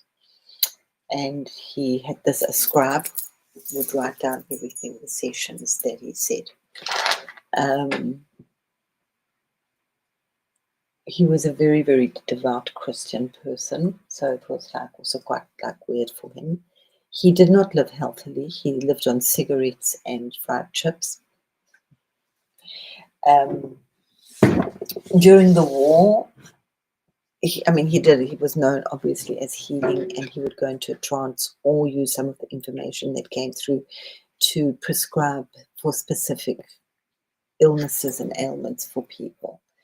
And they were absolutely miraculous.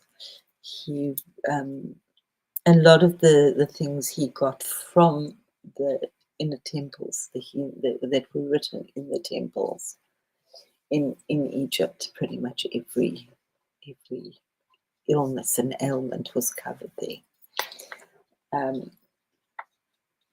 Unfortunately for me, which I always think we would have had so much more from him, but he kind of really sidetracked quite a bit to help people and to connect with their children and loved ones during the war.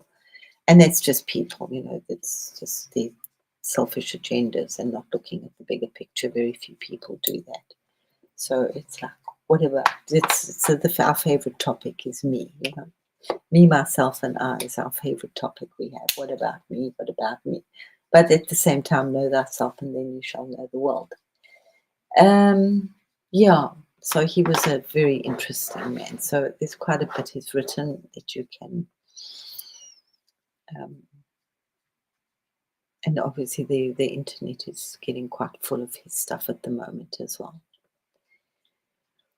But yeah, I've used a lot of his castor oil, especially for lady things and for knee things and bone things, and it's just a warm castor oil. Okay. So he started to have a look. He's got a thing, and I suggest that you try and find it. Wait, there was something else I wanted. It was just about cramps that's the other thing. We always give somebody salt when they have a cramp. Especially during exercise or in hot weather. So giving salt or something salty is usually about replenishing lost electrolytes and mainly sodium. Okay, I will go that just now.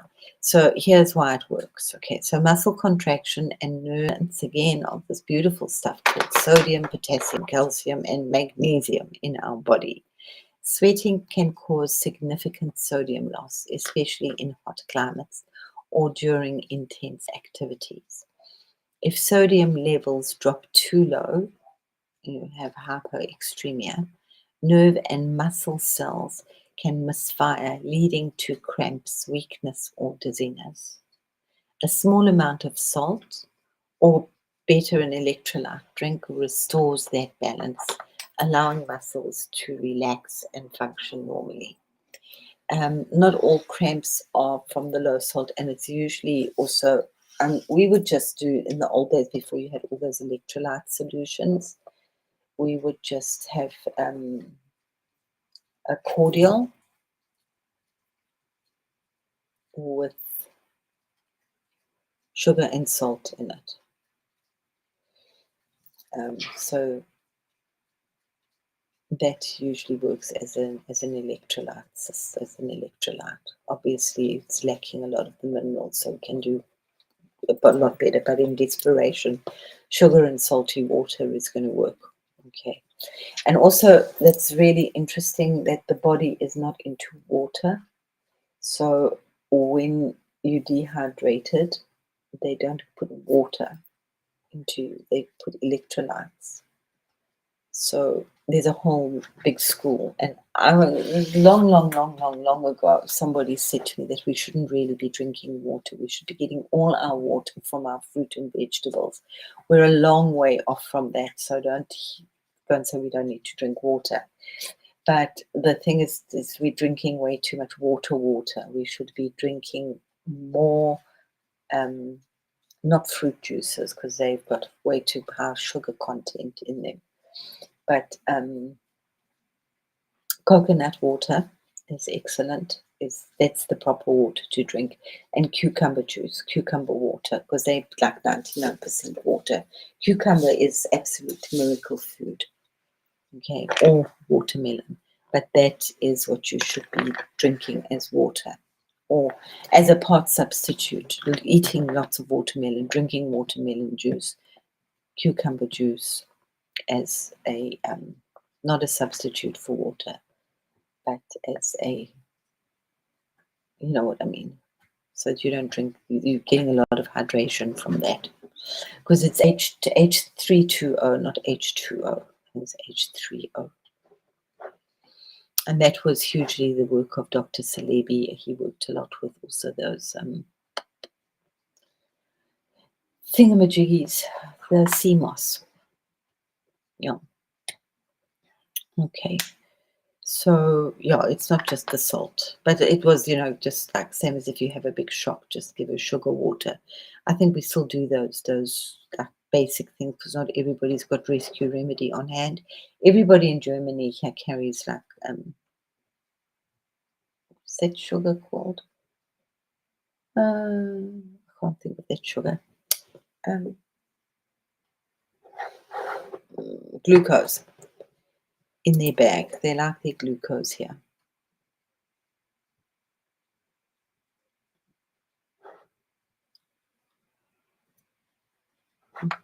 What's Scotty done? I don't look here.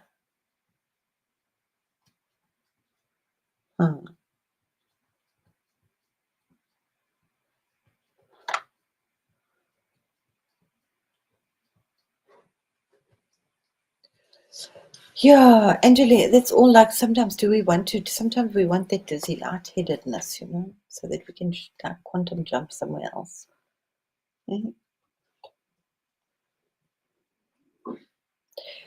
Okay, so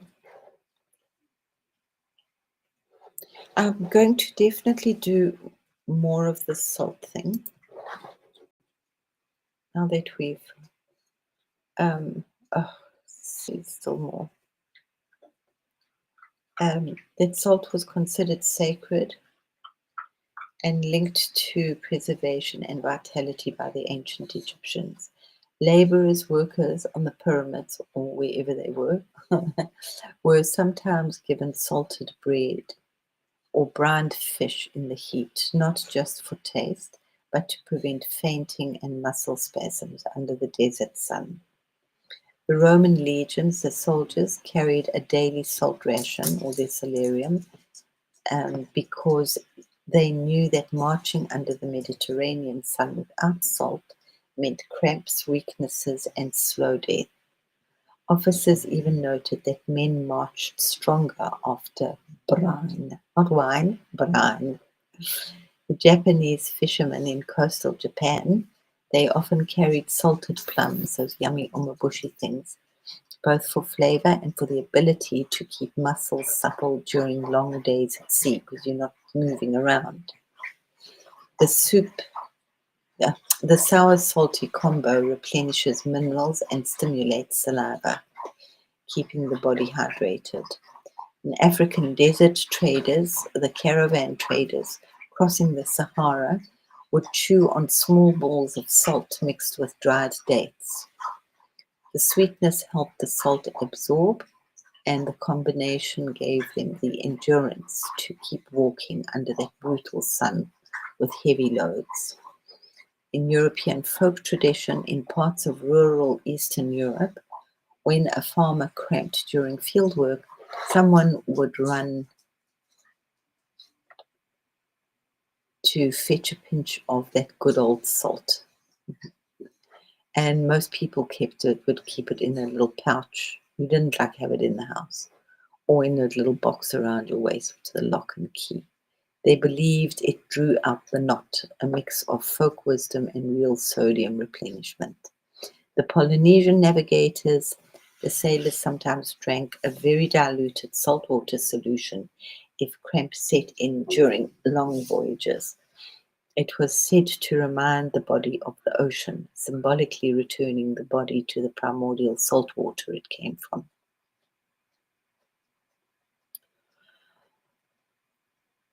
Cool. Now we get on to Mr. Casey. So Edgar Casey would, I should actually maybe put that, well, if you'll find it if you mean to find it. Edgar Casey on salt. But he saw salt as a, not just as a mineral, but as a conduit. And my personal thing, why I drink salt and lemon because I just think I'm a battery. Okay, this body's is getting more and more now. People are catching up to that idea, but we're basically a battery, and we need to like keep that connection to the up and to the down. I'm very simple. I can talk about lots of exciting, understand all these exciting things, but I like to keep it really, really, really simple. And I don't. I used to. I have gone down the road of like eating so many vitamins and living that crazy, crazy healthy lifestyle. It's exhausting for me and it's really expensive. And I like watch people like start things and like not do them. So my panacea for all ills was this revolting stuff called Swedish bitters, which is just absolutely revolting. It's like um, Jägermeister without the sugar. And it cures pretty much everything. And well, maybe I was just born lucky with a very good, healthy constitution. My mother didn't, so it was not hereditary. My sister was she had a good, decent amount of illnesses, like lung things. She never smoked, arthritis, cramps, all sorts of weird things. I just didn't do those things. So maybe I was just lucky, or maybe it was all those, all the simple things I did, the bad lifestyle, smoking too many cigarettes. Okay, so salt is, as he sees it, as a spiritual bridge. Okay, not just, but it's actually a conduit, a crystalline matrix that could link the physical body to the spiritual realms. So it's actually creating that rainbow bridge. Because of its geometry, salt acts like a natural transmitter, holding both memory and vibration.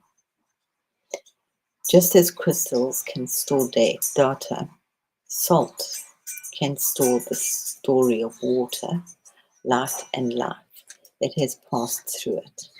And we're talking ancient stuff, and it's right there in our face, and we're all running after the crystals and the other things, and it's just literally in front of us in our salt.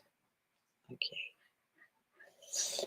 So we've, for centuries, just totally, even if we're aware of salt and we respect it, we've totally disregarded it's like the Holy Spirit. That's the way I'm starting to see it, that we have in our home and we've just totally ignored it. And we use it without thinking, even if we're picking it up and, putting the pinch behind our back, and, having respect for it. We haven't consecrated it. And it might be time that we actually start to consecrate it. As I said yesterday, if you missed it, I've yet to find somebody that doesn't have a special salt holder, a special salt pot in their home. And if you don't have one, get one, even just a glass bottle. It's not from the packet or from the box, it's my salt. Okay. And what he talks about, he talks about a lot of like working with salt and meditating with your salt, especially if we're so depleted and feeling like removed away from our spiritual stuff, is that we meditate I was wondering, he doesn't go into detail. I was wondering if you work with it in a little bag or if you just put it on and you actually meditate every day with salt. You can bring it in however you like, but I really do think that bringing the salt around us more in our meditations and in our sacred spaces, and not just, oh, it's going to absorb the negativity, but it's something really, it's like our pet, it's like our crystal, it's like having our little, our own personal Ganesha with us. Yeah, it's like a living thing, but it obviously, and if you think about it, it is actually the very, very first crystal that ever was on the planet. You know, I think I could be wrong because there were waters in the beginning. And who knows? I do believe they were like very thickish, salty water, like amniotic fluid, that primordial soup that everything is growing in. I mean, it's still like butterflies. Like fascinates me that after during the caterpillar and butterfly phase, there's not a half butterfly, half caterpillar. It's just soup. It's jelly juice. There's nothing that looks like anything. It really like completely changes. It's kind of weird. We don't have to think about that too much for it to become like it's weird. Some big voo-voos going on there. Okay. And salt has soul memory. So now getting your salt from different places and using it with a different consciousness, it just takes on a whole nother meaning. Yeah? Just as crystals can store data, salt can store the story of water, light, and life that has passed through it. In this way, salt becomes the library of the earth's oceans and the soul's journey, making it a potent ally for deep remembering. So maybe not just putting salt under our pillow for to remove negativity, but to induce remembering, especially if it's sea salt.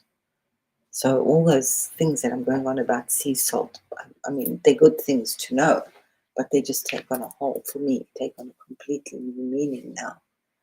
Completely. So putting salt under your pillow is like awaken the memory for me. Let me remember 3.5 billion years ago, but 2.5 million years ago is okay. Or just anything, you know, inside that sea, everything is in the sea. Everybody's pee is in the sea. Everybody's. Nobody's pee is not in the sea. And she just keeps like turning it around, you know. She's battling a bit, but she just keeps, and we know a fraction of what's happening in the sea. So, you know, we like out there connecting with the dolphins and the whales and the seashells and the crystals, and it's great. But guys, you just have it in a pinch of salt, if you wish. Sometimes it's just way too simple. It's way too simple. Salt is an anchor and an awakener, and he spoke of using salt in rituals and healing, not just for cleansing, but for holding a vibration. There are a lot of like the recommendations that you do rituals with the salt for healing, that you bath like in specifics, but he doesn't tell you where the salts are from. So that we'll have to leave up to your own intuition, or you can ask somebody else what salt you should use. So as I said earlier on, I would still just go with sea salt, um, unless you have the money to buy these salts, if they've, you know, but you need like a good 1 to 2 handfuls for a good decent, for a real salt bath. Yeah. And just that's how, let the toxins out, let those negative energies out, those negative spirits, guys. It's really what it is.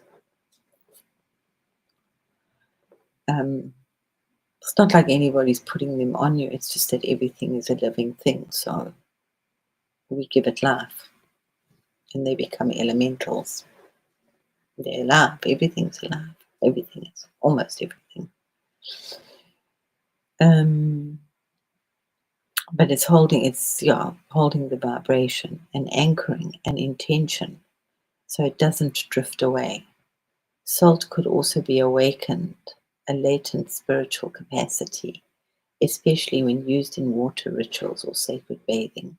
He was talking about us being so far removed from God because we have not awakened our salt. And that we treat this our salt in our home with total irreverence. So I'm really suggesting that when you move your salt from your salt, but we've been doing a lot of the things, but not always knowing why we're doing them. It's like the Jewish people. A lot of people are doing the rituals, but they don't know why they're doing them. And it's like so exciting when somebody can explain to them why they're doing it. Not for all of them, but it's like, oh wow, that's why I'm doing it. It's not just a ritual that I'm doing. So, but really talk to your salt. Really bless it and pray over it, whatever you want to pray, awaken it. I would apologize to it first for just taking it so disrespectfully without thinking. Now I'm conscious about it. I think, pride comes before fall. I pride myself on being reasonably conscious about like, a lot of things, salt being one of them. But to this, no. And it's so easy to just add that in. Conscious about the water, conscious about my gratitude, conscious about my food. Lots of gratitude, lots of this, but it just becomes a way of life. So it's like, but the salt thing is really like blowing me apart a little bit. And that it's an activator, and we need to reactivate our bodies. We need to reactivate our spirits. And it's a fabulous time to do it just after this Lions Gate, where we've gone through a huge. We haven't gone through a birthing thing. No, it's like the mating thing. It's like the sperm and the zygote have got together now. So like the seeding things, things will not be the same. So it's to look after your body really nicely. Breathing in light, but we'll go through that. It's the light breathing. And that's some of the stuff I've been doing now, is clearing out this sheath around my being. It's not even the astral. It's like this protective sheath. And when I'm hearing about the salty stuff, I'm thinking, but this is it. We actually want to put the salt back in around our being. And it's not the aura. It's between the aura and the body. And it's like, it's there. It's like the Shushumna, it's there. It's like the chakras, they're there.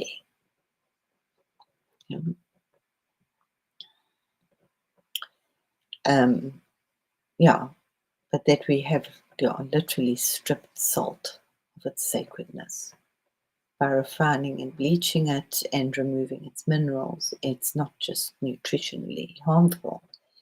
In Casey's perspective, it strips away its memory and its spiritual code. So all those things that we were told, many of us, the stories some of us have shared here, our grannies or our aunties, and me and my mother, there's just silly little things. And thank God that, I listened, or I just do them. I don't know if Rudolf Steiner wrote about salt in this level. Sorry, it's got really dark here.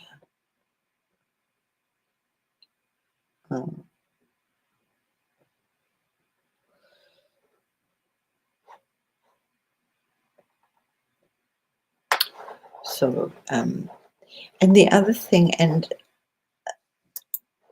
my first response was, no, you can't do that. You just turn the light on. My glasses don't shine like they need to be booped. Boop, boop. Little baby girls for a walk now. No, why they do that.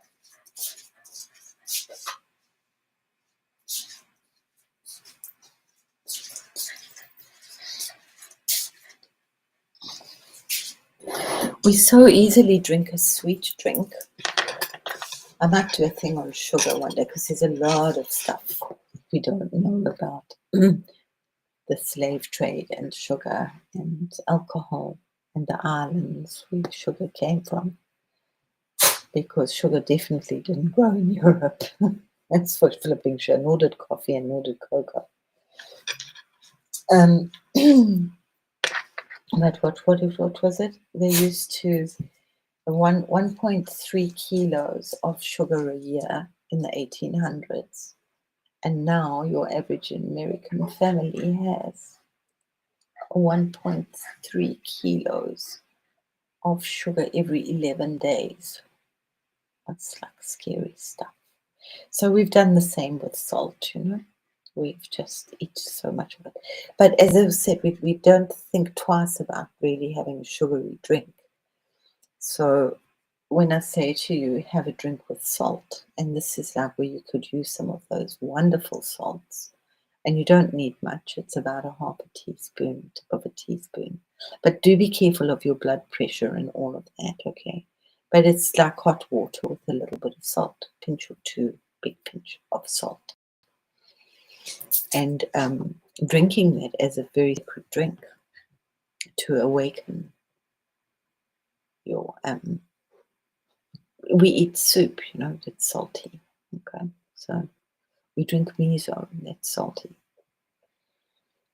So it doesn't have to have all the other stuff in it. It can just be a glass of warm water with salt and maybe lemon or lime in it. But it is a very high frequency medium capable of reconnecting our soul to source, especially when infused with prayer, intention, or sunlight. It was, in his words, a holy connector between invisible worlds.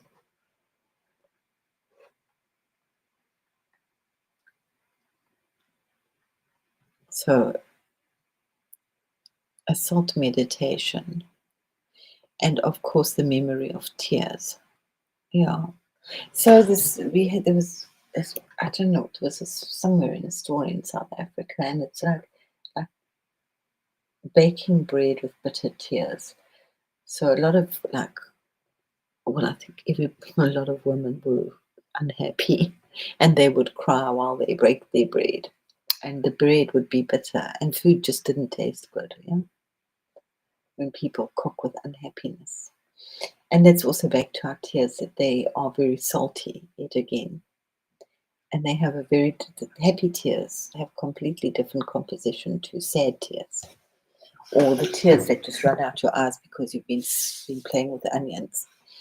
And it's actually the water and the tears, the salt, that are actually running down our face and in that formation back into our mouth as a healing modality.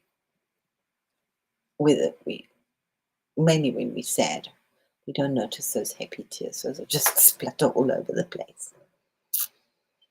And those are obviously huge spiritual cleansing. And that salt has a memory, and it's interesting that when it's usually salt or very fine iron filings, but a lot they do with the salt, that they do the vibrations, and vibrations of sound are very similar to the hemoglobin, to the shape of our blood cells under microscopes. So there's also this incredible link. And every cell has got salt. They're always talking about the salt, and we're just not hearing it. So there are meditations here if you like, but I think for now I'm not going to give a specific meditation, because I think you've all got enough, and this knowing that salt and just awakening that as a key to ancient memory. And the only way that you can experience it is to experience it. The knowledge is great, But we can, as I said, the meditation with the salt is to hold it in your hands and keep a small bowl nearby, or even placing salt water in a vessel before you could awaken dominant soul memories. This crystalline pattern acts as a resonance chamber for the subconscious, allowing past life and deep ancestral memories to rise. The other thing I would strongly, hugely suggest, I've been saying it for a long time, is to either do your mantras, but just hum.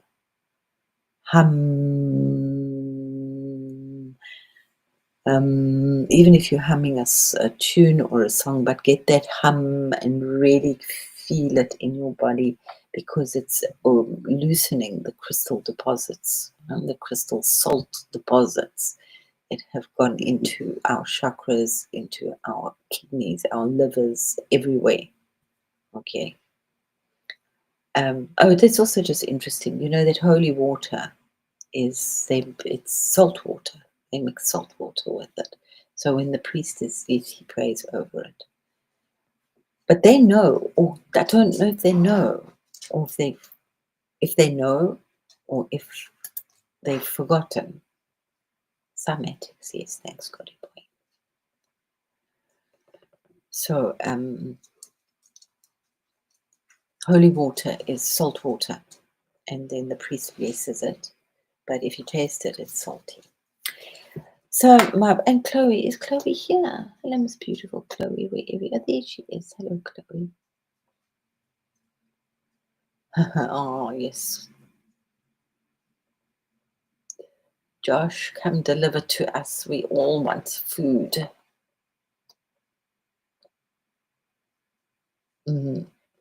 So, my beloved people, gosh, it's 9 o'clock already. Oh, mind you, I had a little bit of a... So, start. As soon as I start humming, I automatically start. Oh, that's so sweet. And there again, African people hum so beautifully. That's why they have such beautiful songs, because they have a different bone structure, like a deep, deep resonance. So our bodies are this incredible mechanical mechanism, which is changing and taking us into this whole new era, bit by bit by bit.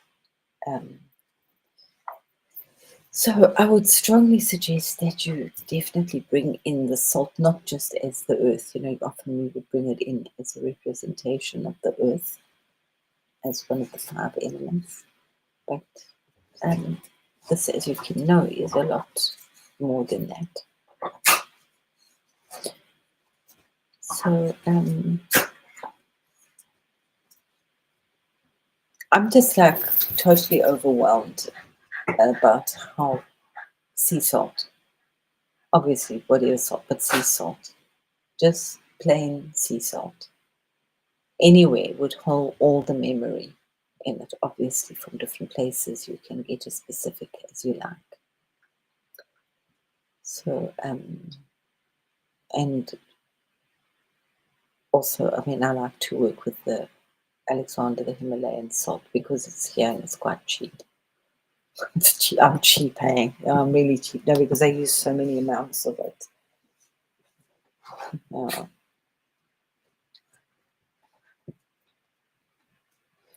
Yeah, no, this whole salt thing. Like, I used to put my aromatherapy oils on salt, on like koshering salt, and burn that. But I just used it as a medium. I never thought how wonderful and clever that was. It was a very clever idea.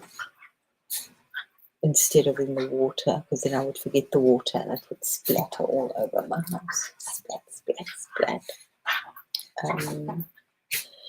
So I would definitely bless our water, our salt, as in a big bulk, and then put it into where you use it. And then you can use that salt for everything. Obviously, if you want to bless it extra for your bath, you're welcome, or for any other ritual, then you're welcome. But it's that same salt that you have blessed and awakened and activated, that beautiful memory and the Christ consciousness in every little crystalline crystal of it. Drinking diluted salt water, a little bit of salt water, as a hot water drink, not just like quickly in the morning. It's not a bad thing because, as I said, we drink soup. Just be careful of the salt, but drink it as as a sacred drink, not just as sacred cocoa, as something really special. Yeah. Have our salt baths with a different consciousness. Do these salt meditations, and just ask the energies to awaken around us. And just see sacred salt is a bridge between the worlds, awakening that very ancient, 3.5 billion years old memory, or 2.5 million, if you 250 million, if you want to just stick there, or even just 100,000 years ago, which is where somebody was saying when human beings actually came. This human being, this person, this God man came to Earth. What was created on Earth? So it's beautiful geometry. Try and I don't know. Maybe Chloe can actually ask some people if they put it out there, if they have salt crystals, if they found in crystal in salt mines. We just don't wash them in water. Okay. So using salt as our bridge is purification with a completely different consciousness. So as I said, I will get back to this on because I want to be clearing this energy that we're keeping. I'm working on 4 beautiful pillars for us. Charge your salt in the moon. Even better still, charge your salt in the sun because it's this receptor. I don't know if maybe I got lost. I was hiding under a stone somewhere, but I've never seen salt like this in this way. So it's like quite gobbledygook for me. And I'd have, as I said, big reverence for it. Yeah. But I never thought to put my salt outside, to charge my salt, to cook with. Yeah. It was just a commodity.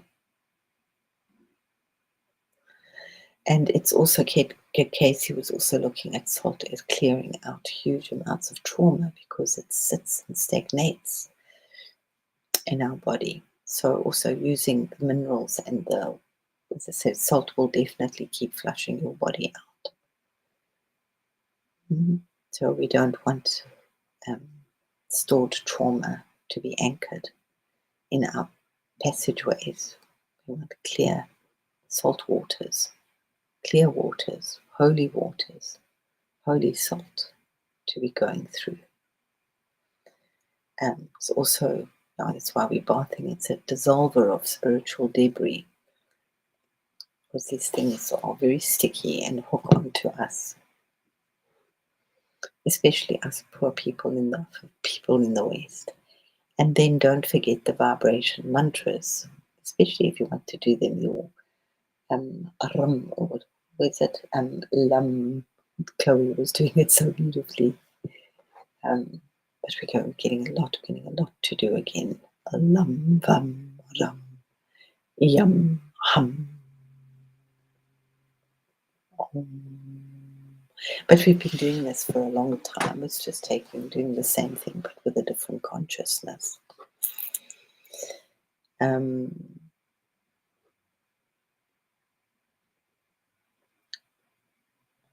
So, yeah.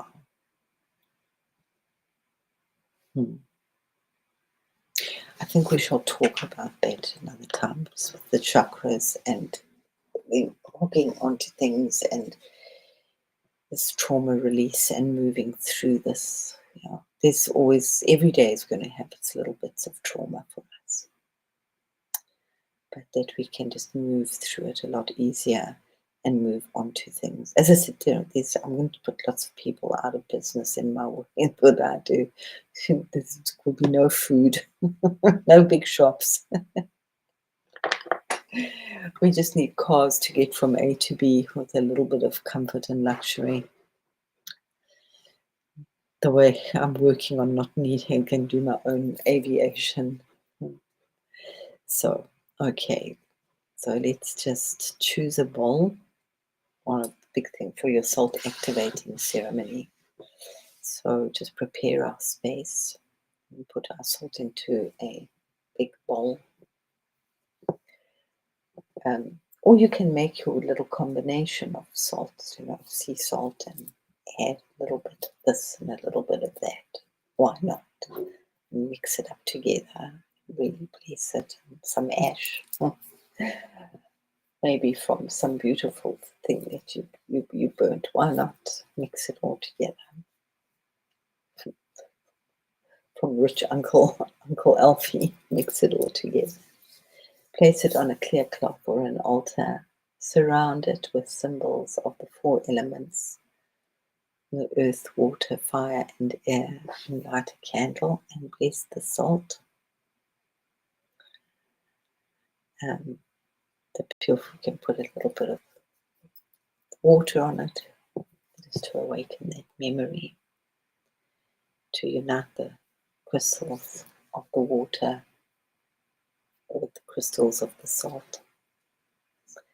Give hum to it, just the vibration of the chakras.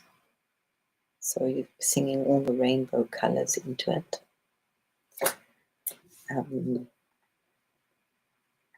Hold your hands and then just speak beautiful intentions. So may the salt bring healing, peace, and protection.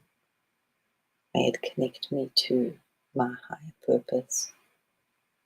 May every breath and every action I take and every decision I make be to a higher purpose. May it flow through my body and those in my household. May it flow through my body and purify my Christ consciousness and connect me as one with the higher Christ consciousness. And may it radiate all these blessings to all it touches. So, and may my pee-pee, my salty pee-pee, now be really sacred.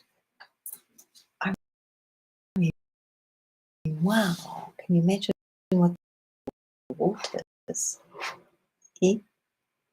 Store it so you can use it for your baths, for your doorways, for your food, to create your holy water, and to carrying just a little pinch of salt wrapped up in a little twist in your purse, just to ward off evil things.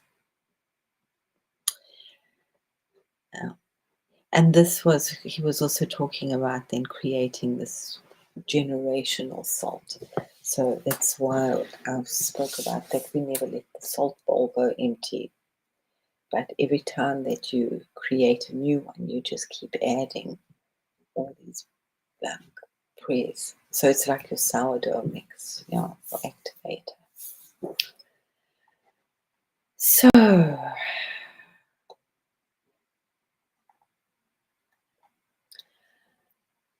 I want to just see if we have a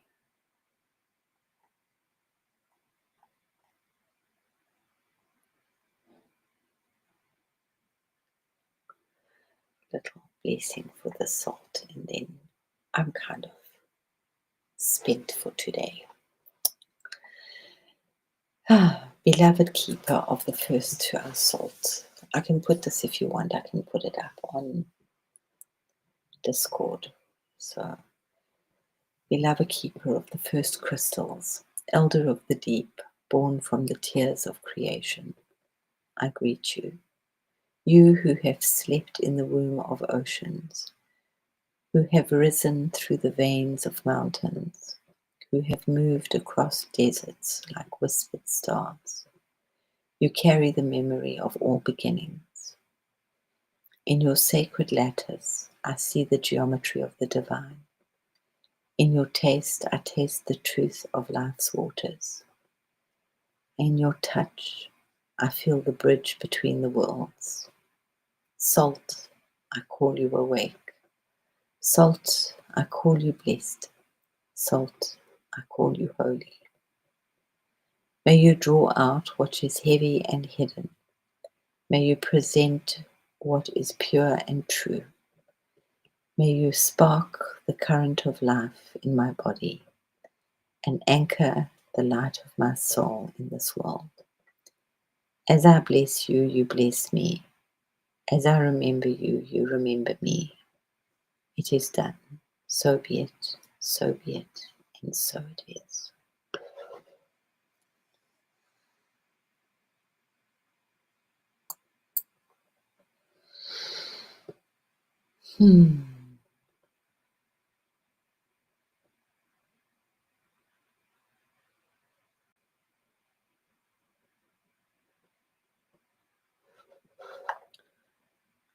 I think it's all very different. It was interesting. My mother stopped cooking with salt as she got older. And she just said, I think her body didn't want it anymore. So she said, you add it yourself at the table. But before that, she did cook with salt.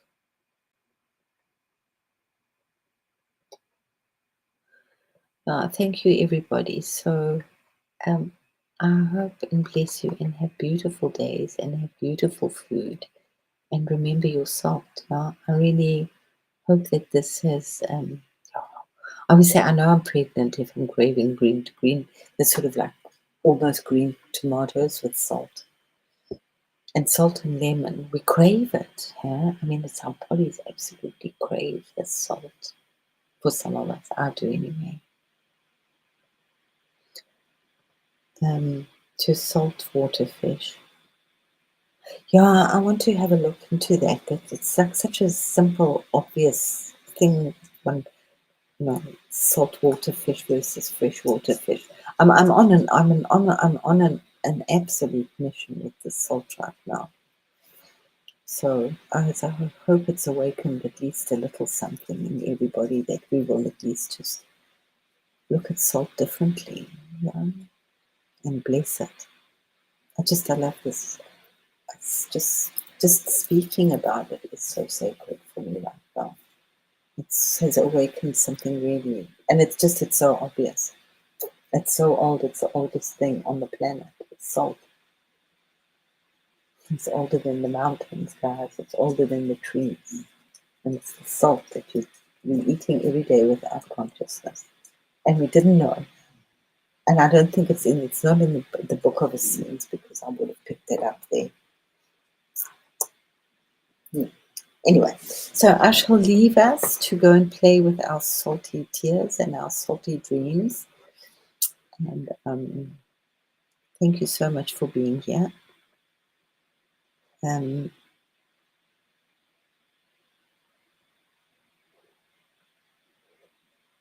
Yeah, so something more to awaken. And also, do you have any salt? Okay.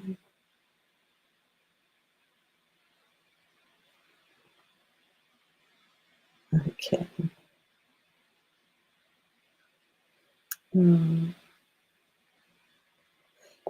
It's just a salt-free home. It's so interesting.